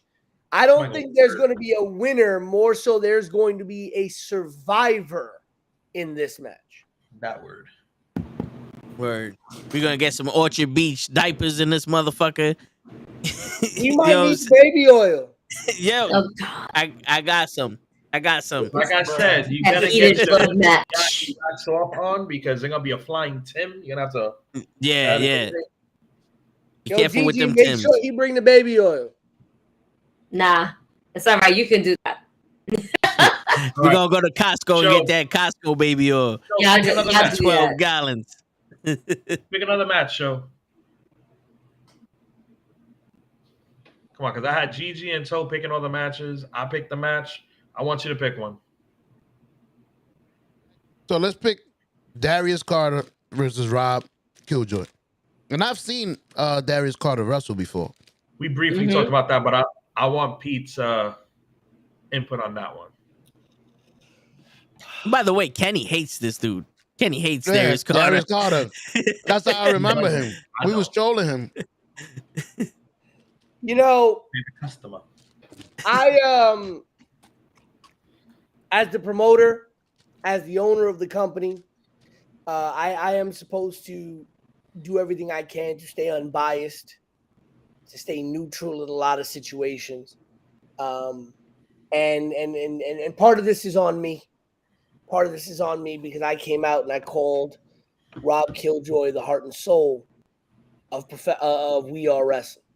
When I gave Rob Killjoy the main event against Jay Lethal at One Step Closer, our last show. Great match. And to this day, I stand by that decision. I believe that Rob Killjoy deserved that match, and that is not me sitting here saying that I think Rob Killjoy deserved it and Darius Carter did not. I think Darius Carter very much so also deserved to be in that ring against a man the caliber of Jay Lethal. But see, here's where I start thinking. Darius Carter versus Jay Lethal, that was the match everyone would have expected. That's the match everyone probably thought was going to happen. Well, Rob Killjoy and Jay Lethal. When I announced that match, everyone said, "Wait, what?" The same way when I announced Rob Killjoy versus Anthony Green at our debut show on Restart, and some people were like, "Wait, huh?" And in both of those matches, while Rob Killjoy may have come up short against Jay Lethal and Anthony Green, Rob Killjoy showed the entire world and everybody in attendance why he is one of the most underrated and recognized professional wrestlers on this planet. He went toe-to-toe with Anthony Green, a man who the WWE thought was good enough to sign to a contract. He went toe-to-toe with Jay Lethal, a man that defined Ring of Honor. That AEW said, hey, you're 20 years into your career, and we're still going to give you a contract. Now, if you let Darius Carter tell the story, Darius Carter, according to him, is 3-0 at We Are Wrestling. I have him at 2-1 at We Are Wrestling. He will tell you that he defeated Trish Adora at Wanna Be Starting Something, even though that decision was overturned by the referee. He did defeat the bounty hunter Brian Keith in his Northeast debut, and he did defeat a unfortunately injured Mysterious Q at One Step Closer. But as Darius Carter will tell it, he should have had that match against Jay Lethal. And what he said when he took off Lance Lu's head at the end of One Step Closer was, it should have been me because I would have beat him. And I don't know if that's true or not. I can't sit here and say I think that Darius Carter would have beat Jay Lethal, because I think Rob Killjoy on many of occasions in that match was literally that close to beating Jay Lethal multiple times. But at the end of the day, the only way to solve this is for these two men to get in the ring and deal with it the only way they know how. So at Welcome to the Bronx, we will get Darius Carter stepping in the ring against Rob Killjoy, a man who I to this day will still consider to be the heart and soul of We Are Wrestling. And maybe Darius Carter walks away with a W. And what does that say about the heart and soul of We Are Wrestling? Maybe Rob Killjoy walks away with a victory. What does that say about the heart and soul of We Are Wrestling? We're going to find out one way or another at Welcome to the Bronx. I don't think we touched base on Anthony Gamble, excuse me, and Lucas Chase. It's a big match. Big match. I'll talk about the really quickly. I'll talk about the background to this. You know, Anthony Gamble is one of our young stars, a young star at the Fallout Shelter, the captain at the Fallout Shelter, Mr. Paid in Full himself, Anthony Gamble. I had Anthony Gamble on our first show as part of the pre-show. He won that match and convinced me that, you know, he deserved to be on the main card. And ever since then, he's been on the main card of our shows. But this is probably his biggest test that We Are Wrestling to date. Lucas Chase is a man trained by Dustin Rhodes. He doesn't train a lot of people. He handpicks who he is training. And he was handpicked Lucas Chase. Lucas Chase has been on the ride of his life right now, having some incredible matches up in Connecticut. But you know what drew me to Lucas Chase was something that Matt Awesome told me that I didn't know about Lucas. He told me that Lucas Chase was from the Bronx. Yep. And when I reached out to Lucas Chase and I spoke to him, he was like, yeah, man, I am. Nice. And I asked him, did you ever wrestle in the Bronx? He was like, no. Both of these men have never wrestled in the Bronx, their home borough, until next week. These two men will wrestle for the first time in their home borough against each other. Can Anthony Gamble overcome the biggest obstacle he has had in We Are Wrestling to date? Can Lucas Chase continue his run of dominance outside of the Connecticut and Massachusetts area? Can he come home all these years later and get a W? Or will Anthony Gamble once again show We Are Wrestling that he is, as he says he is, paid in full when he gets a W over Lucas Chase. These guys right here, yo, this is another one that's basically the two that are gonna steal the show is a 6-man and this one. And I tell you why, because I've seen Lucas Chase put on a banger against Dustin Waller in a ladder match for the BST title. This man went to war with Dustin to get his belt back. He got it back. I wrestled this man. And I came out humbled. Damn. And we literally, I respect Lucas. I respect him going into the match. I respected him even more after the match. This man and Gamble are going to put on a hell of a fight. And Gamble too. Gamble's another one. I remember when he first started training, he came to the BWF. Worked with him early. He's become a really good friend of mine. We talk about wrestling all the time. We'll go to shows together, help out, and we'll just talk. We'll literally study the matches together and like, yo, you saw that? You saw how he got into this? He's a student of the game, and yes, he is paid in full. This man will take your head off with a lariat. This match is gonna be serious. Y'all may not have seen a lot of both of them, but I suggest before Friday, y'all see something. Y'all see something of both these guys, because definitely this match, hands down, is gonna be a Haas fight. And this match will have implications. This match will have implications. I will tell you right now, there are 3 matches on this show.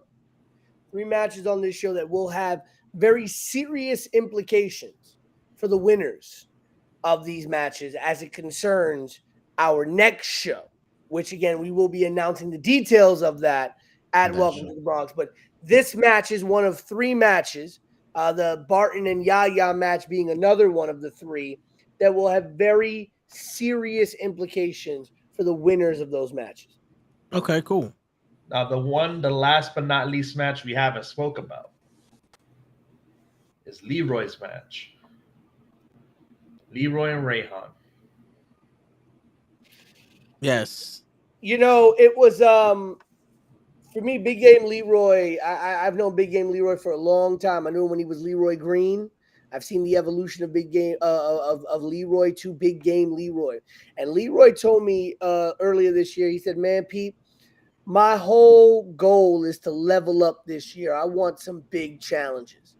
And Rayhan is a guy that I've been wanting to utilize a lot more at We Are Wrestling. We saw him at One Step Closer in a tag team match with Yaya against Chris Barton and Dominic De Niro. But I knew I wanted to utilize Rayhan more. And so these 2 men are both men that have just never been able to cross paths yet before. This is another first time ever match. And this match is the other match of the 3 that will have serious implications for the winner. So Big Game Leroy, Rayhan, whichever man wins this match, there will be something awaiting them at the end of this. And they will find out exactly what that is when we start, before we go live on Title Match this Friday night. Nice. Are great at what they do. Like like Pete, I've seen Leroy change up and level up. He's similar to a game console. He gets better every console comes out. I got a chance finally after a while that me and Leroy hinted at it back in 2021 of us wrestling each other. I've wanted to wrestle Leroy for a while. And lo and behold, in June of this year, I got a chance to step in a scramble with him. It was fun, and he beat me. And he hit me with the brutalizer, and brutality. Not brutalizer, brutality. Yeah. And my back still hurt. But I give Leroy so much respect, and Rayhan, that dude, he's a beast in himself. And again, whoever, I wonder what's the next step for these guys after this match. Honestly, I really do. I want to see what this big announcement is going to be. You know, one of my goals of We Are, I've always said I have two goals when it comes to We Are Wrestling. One is to expose fans here in the Northeast to a lot of these talents they don't get to see. Rayhan being one of them, a man who dominates the Southeast. Yaya, okay? Brian Keith coming in from Texas, you know, and the list goes on and on. My first show, one of the biggest things that I wanted to make happen was bring the besties in the world to New Jersey, right? One of the best tag teams in the Midwest, right? We always want to be bringing in new talent. We always are looking at talent that is not from the Northeast. But at the same time, I want to challenge our great competitors here in the Northeast, right? Because I want them to have to go and work against some of the best from everywhere. Okay. And whether that means I got to go get that person and bring them here, or we can create some kind of relationships with these other companies where we can say, hey, can we get Matt Awesome? Can we get Rob Killjoy? Can we get Darius Carter? Can we get these people on your show? And We Are Wrestling will sponsor them. Okay. Shit, yo, it sounds like we got a fucking banger amongst bangers on fucking November 4th. Now, so who's your pick to win the Rumble? Just asking. I don't know. That one's a tricky one, man. You know, I'm gonna go with this guy. Most people don't really know. You know, he's kind of awesome. You know, he's kind of awesome. But you know, I think you know this fucking guy right here with the For the Win shirt. You know, right here. What? This guy right here? Yeah, this guy. Yeah. Right here, Matt Awesome. I think Chancleta style is the perfect style for a Rumble. You know, I personally got to see Matt Awesome unleash the Chancleta style before he even knew he had the Chancleta style. I can't fucking say the word. Wow. And if you don't shut the fuck up, I swear to God. Right. The Chancleta style in high school during that fucking Rumble. You know what I'm saying? Yo. Try to say Chancleta 18 times in one sentence. You know, it's not that fucking. It's not that fucking easy. My pick to win the Rumble is the master of shoulder style. Uh-oh. The surprise entrant. God. Gonna walk up in the Bronx Rumble. GG for the win. I'm just kidding. Breaking news. Breaking news. GG just gonna come in, smack everybody with a bottle of Jameson. No. Breaking news. That is wasteful with the liquor. We have to wait until the bottle is empty, all right? And that's what a lot of bottles do. It'll be empty by the time we get to the ring. We know this. Yeah, but we always have the second one already. You know, we just always have the backup. Once we're done, we gotta. That's it. Pop another one. That's Gigi has a black belt. Gigi has a black belt in Drunken Master style. She taught Jackie Chan. Yeah. Especially after being on the show with me, because I'm pretty sure I drove her to drink plenty of times. That's why she drinks the jam. You're the sensei? It's the J-Mo, man. It's just good old whiskey. It's good old whiskey. All right, so what match are you guys looking forward to seeing the most though on the card? I mean, yo, listen, I'm actually interested in seeing the Rumble. Like I said, man, I've been dying to watch you wrestle since I found out that you wrestled and just getting into the independent circuit and all that shit. I'm really excited to see you in the ring doing your thing. Like it's like finally coming to life. Yeah, you know, like live and shit. Oh shit!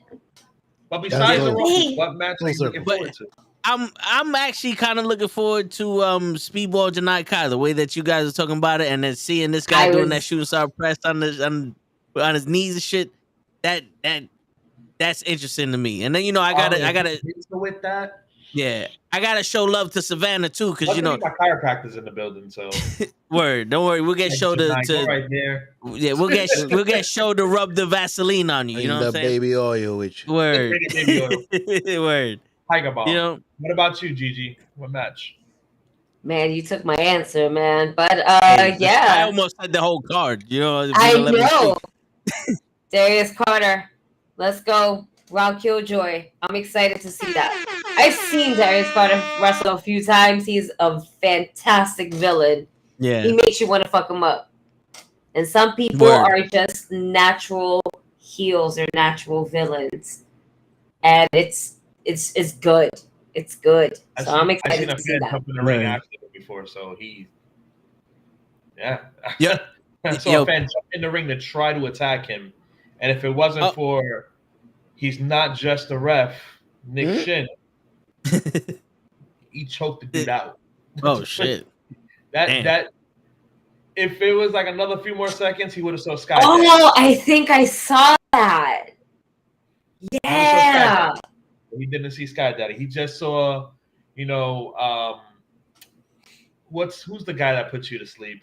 Dang, the name of the person is on the tip of my tongue. When you go to sleep, it's the what the move? The actual move? Go to sleep? Or? No, it'll come to me. But he basically put him to sleep, and he saw that person. Oh shit! And what about you, Show? What match? The Sandman you talking about? There you go, Sandman. All right, I thought you were talking about a wrestler. That's why I was like, hold on, let me. All right, the Sandman. Yeah, he saw the Sandman.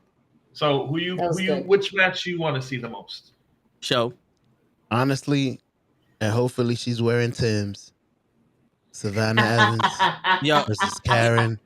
Bam. Bam. Ooh. Yo, Pete, fun fact, just between me and you. Don't tell nobody. I think that Savannah actually reposted one of my stories that I posted about her. She might be in love. She might be in love with me. I'm just saying, just between me and you. It's over. It's between me and She's you. a knucklehead now. Yeah, it's over. Yeah. You know what I'm saying? So we have that effect on everybody. Yeah, you see that? It's the height and the pecs. The pecs hitting the tires. I'm just now, and now I gotta go do some digging and see if Toe and Show have done their due diligence and subscribed to the Savannah Evans, personal Patreon and things like of that. Oh, she gotta wait a minute. She gotta wait a minute. He does. By my way, so can we make this match a toe on the pole match? Ooh, Savannah wins. Ooh, a toe on the pole. Might break. Nice. Not a whole foot. Pole might break. Toe on the pole. Toe on the pole. A toe on the pole. Just one toe. Oh, man. Listening in his baby oil, waiting. Word. Just like this. Listening in a baby oil like this and holding it. Daddy, I need you. Well, this fucking big baby oil talk Vaseline. Nobody's gonna. I know you working, man, but fuck them niggas. It's brand new too. It still got the security shit on it. You see that? It still got the security shit. It's brand new. Next week is gonna be something. Nigga, that was brand new about like 12 years ago. Sheesh. 11. I'm gonna hold this up some more. Go ahead, man. Y'all better be in the building. Whoever's watching this now, whoever watching this later, y'all gonna come out. Y'all gonna come and watch this. Because if not, I might have to come and see y'all with this. Word. We're talking about you, Henny. Henny gonna be there. Henny gonna be there. Henny gonna be there. It's again. There's just picking my. It's a very important show. Not only for Pete, but it's a super important show for me. Yeah. Super important show for Toe. Because yes, I am his first sponsored wrestler. I'm the first sponsored wrestler for the podcast. We go back to high school days. We became friends freshman year. We're still friends to this day. Yep. So y'all still freshmen to this day. Yep. Still freshmen. I'm still in high school. In more ways than one. But it literally, I feel like it's come full circle for us because we've always talked about wrestling and like, hey, if we did it, this and that, and I'm doing it, and you're sponsoring me doing it, and it's crazy because the day it falls on my 5-year anniversary of my debut. Not only that, it falls on the weekend that makes my mom 6 years that she hasn't been here with us, and it's just gonna be such the energy. the atmosphere of that night, it's gonna be by far amazing, and it's gonna be cool because I get to share, me wrestling in the Bronx in front of you guys for the first time. I get a chance to share that moment with you guys. My 5-year anniversary, I get a chance to share with you guys. It's been about a year since I've been on the show, and you guys have supported me every single time I post up a match or I post up a promo. You guys are there reposting it right away, and I highly appreciate you guys so much for the support, because if it's not for people like you, people won't see what I do, and people won't see my passion behind it.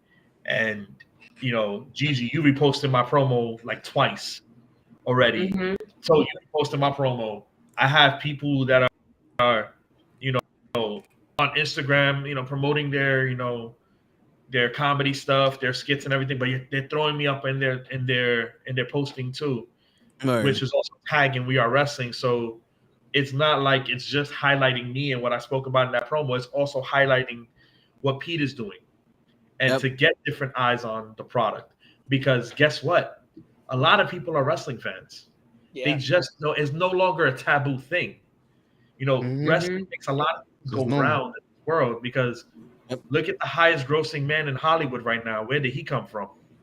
Look at where one of the other highest paid actors, he's a part of the Marvel universe. He's also going to be a big star in a new M. Night Shyamalan movie coming out next year. Like, wrestling is... And we got a Mandalorian. We also got a Mandalorian in there. Yeah. Wrestling is a full circle thing that a lot of people seem to forget, that people get into wrestling to escape reality. We do it to escape reality because sometimes reality is too hard for us. Or if not, there's something that's hindering us in reality that we know if we watch wrestling, it'll push us past that. Or we're in a dark spot and we're in a dark mind, and wrestling gets us out of that. We're in a dark place and it gets us out. So for you guys to support, for you guys to buy the merch, for you guys to just repost a flyer or to even repost a promo, that means so much more to us as the workers and the promoters than you can only imagine. Because from one person's ears to another person's ears, that person's going to tell another person, and people are going to show up. And when these people show up, they're going to get a show to the point where, if you're a wrestling fan, you're going to love it. If you're a non-wrestling fan seeing it for the first time, you're going to probably be like love at first sight watching what we do, because there's something in there for everyone. And literally this card that we went through, there's something for everyone on each one of these matches. There's something for everybody. I know for a fact Gigi's daughter's going to go bananas when I come out with the chancla. Oh, yeah, for sure. I know she's going to have one chancla. I know for a fact she's going to go crazy when she sees Janai Kai come out. I know for a fact we're going to have to chain toe down the moment Savannah comes out, because he's going to try to run to the ring and jump on her. So we got to make sure we got somebody holding him down. That's what the baby oil is for. There's a lot of folding chairs that we can just easily, the crowd's gonna be so electric, and from the crowd's energy, the way it's gonna exude to us in the ring, you guys are in for a roller coaster for that night, and it's gonna be better than any roller coasters you've ever been on. It's going to be better than any WrestleMania you have seen. Anything you have seen as of late, it's going to blow it out the water. Why? Because your energy and your vibes is going to propel us to be better than whatever you've seen this year. And I'm guaranteeing that, because every single one of those matches is a certified banger. Because there's people you guys haven't seen yet. And you probably glimpsed them, but you haven't seen them work yet. And you're going to become new fans of. And you're going to basically be like, okay, where can I see more of the Miracle ones? Where can I see more of Marcus? Where can I see more of Lucas? You guys are going to go fishing for that. And guess what? These people could be the next people that could be sitting where I'm sitting right now, where Pete is sitting right now on your podcast. You know, this is what wrestling is all about. Because wrestling isn't just about us getting in that ring, doing the job, and going home. No, we're reaching out to people. We're touching people on different levels. You know, and that's what with consent. With consent. And maybe sometimes without. No, no, no, no, no.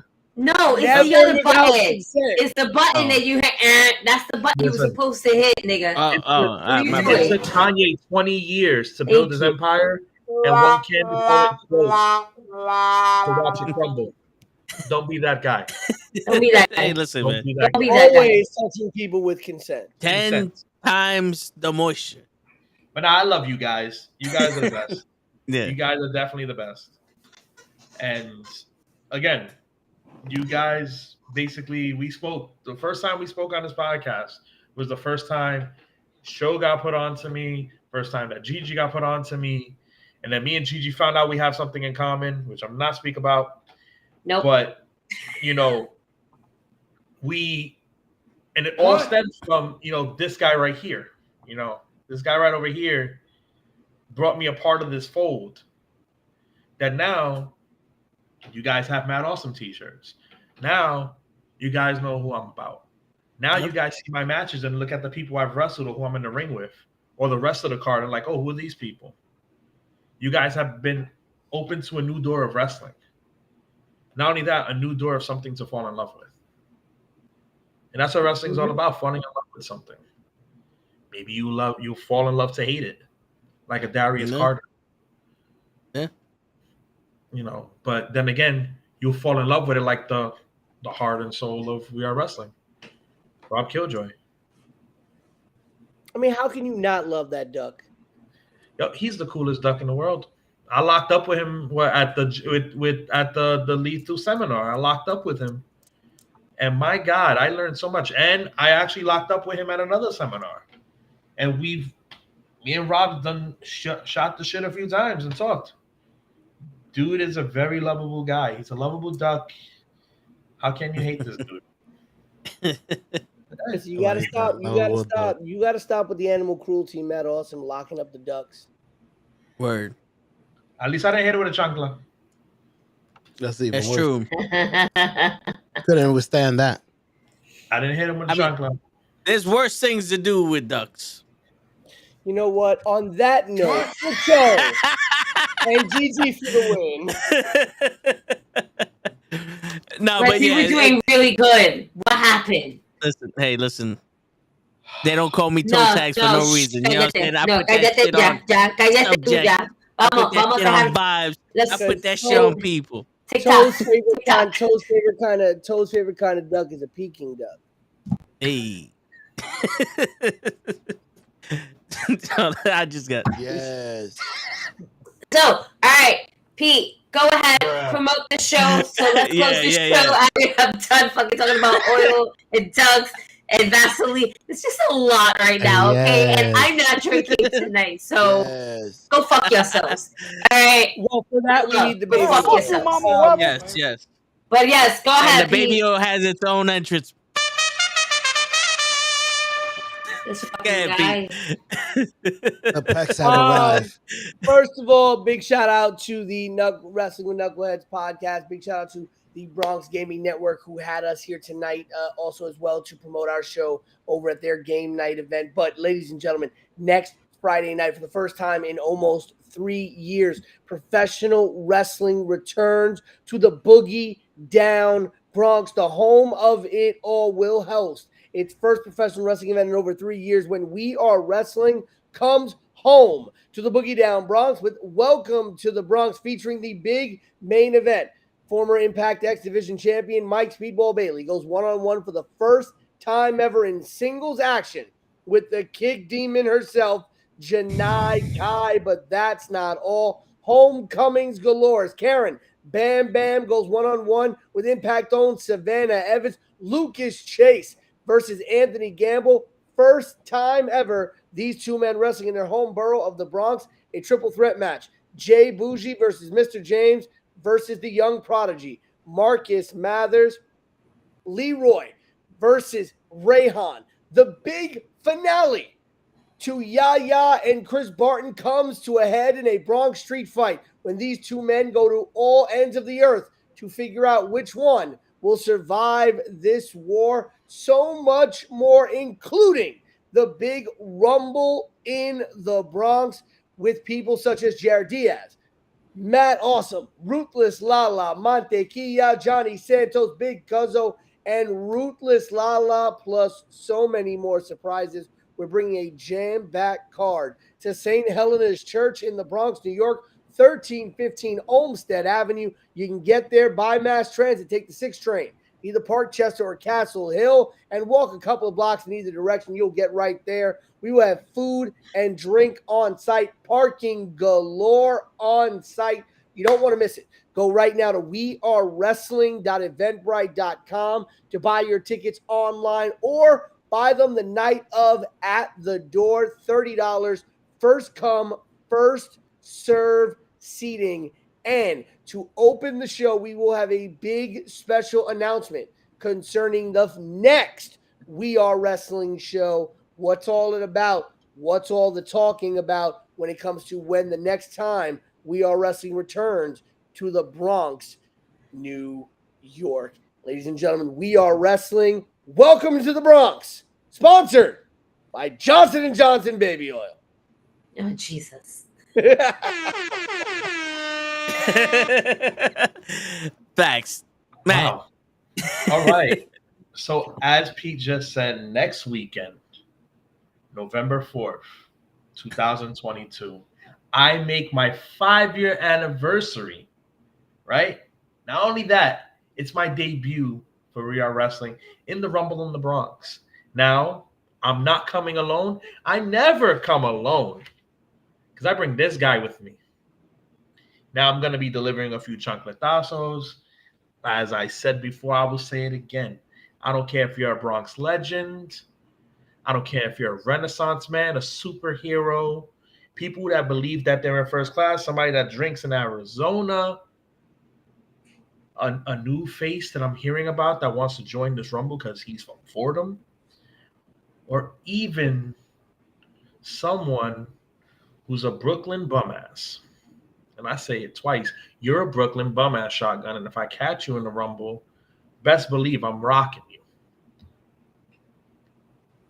Will I come out victorious? I don't know because I have so many people to toss out. But with the strength of 1,000 abuelas in a chancla, I don't know what can happen. But I want to see everybody there. Everybody, bring the family. Because guess what? I'm also your abuela's favorite wrestler. So bring her out. Come visit me at my merch table. Buy some chanclas. Buy some 8x10, some stickers, maybe some coquito. Pictures are free. But come out, bring the family. It's going to be a banger after banger after banger after banger, especially that Rumble, where I will be wrestling, sponsored by the NuKKle HeDDs. Facts. Yes. And on that note, ladies and gentlemen, it has been a pleasure, Matt and Pete, to have you on the show and to talk about some real Bronx wrestling. And, you know, all of us being Bronx natives and shit like that. It is your friendly neighborhood knuckleheads signing out. Peace, everybody.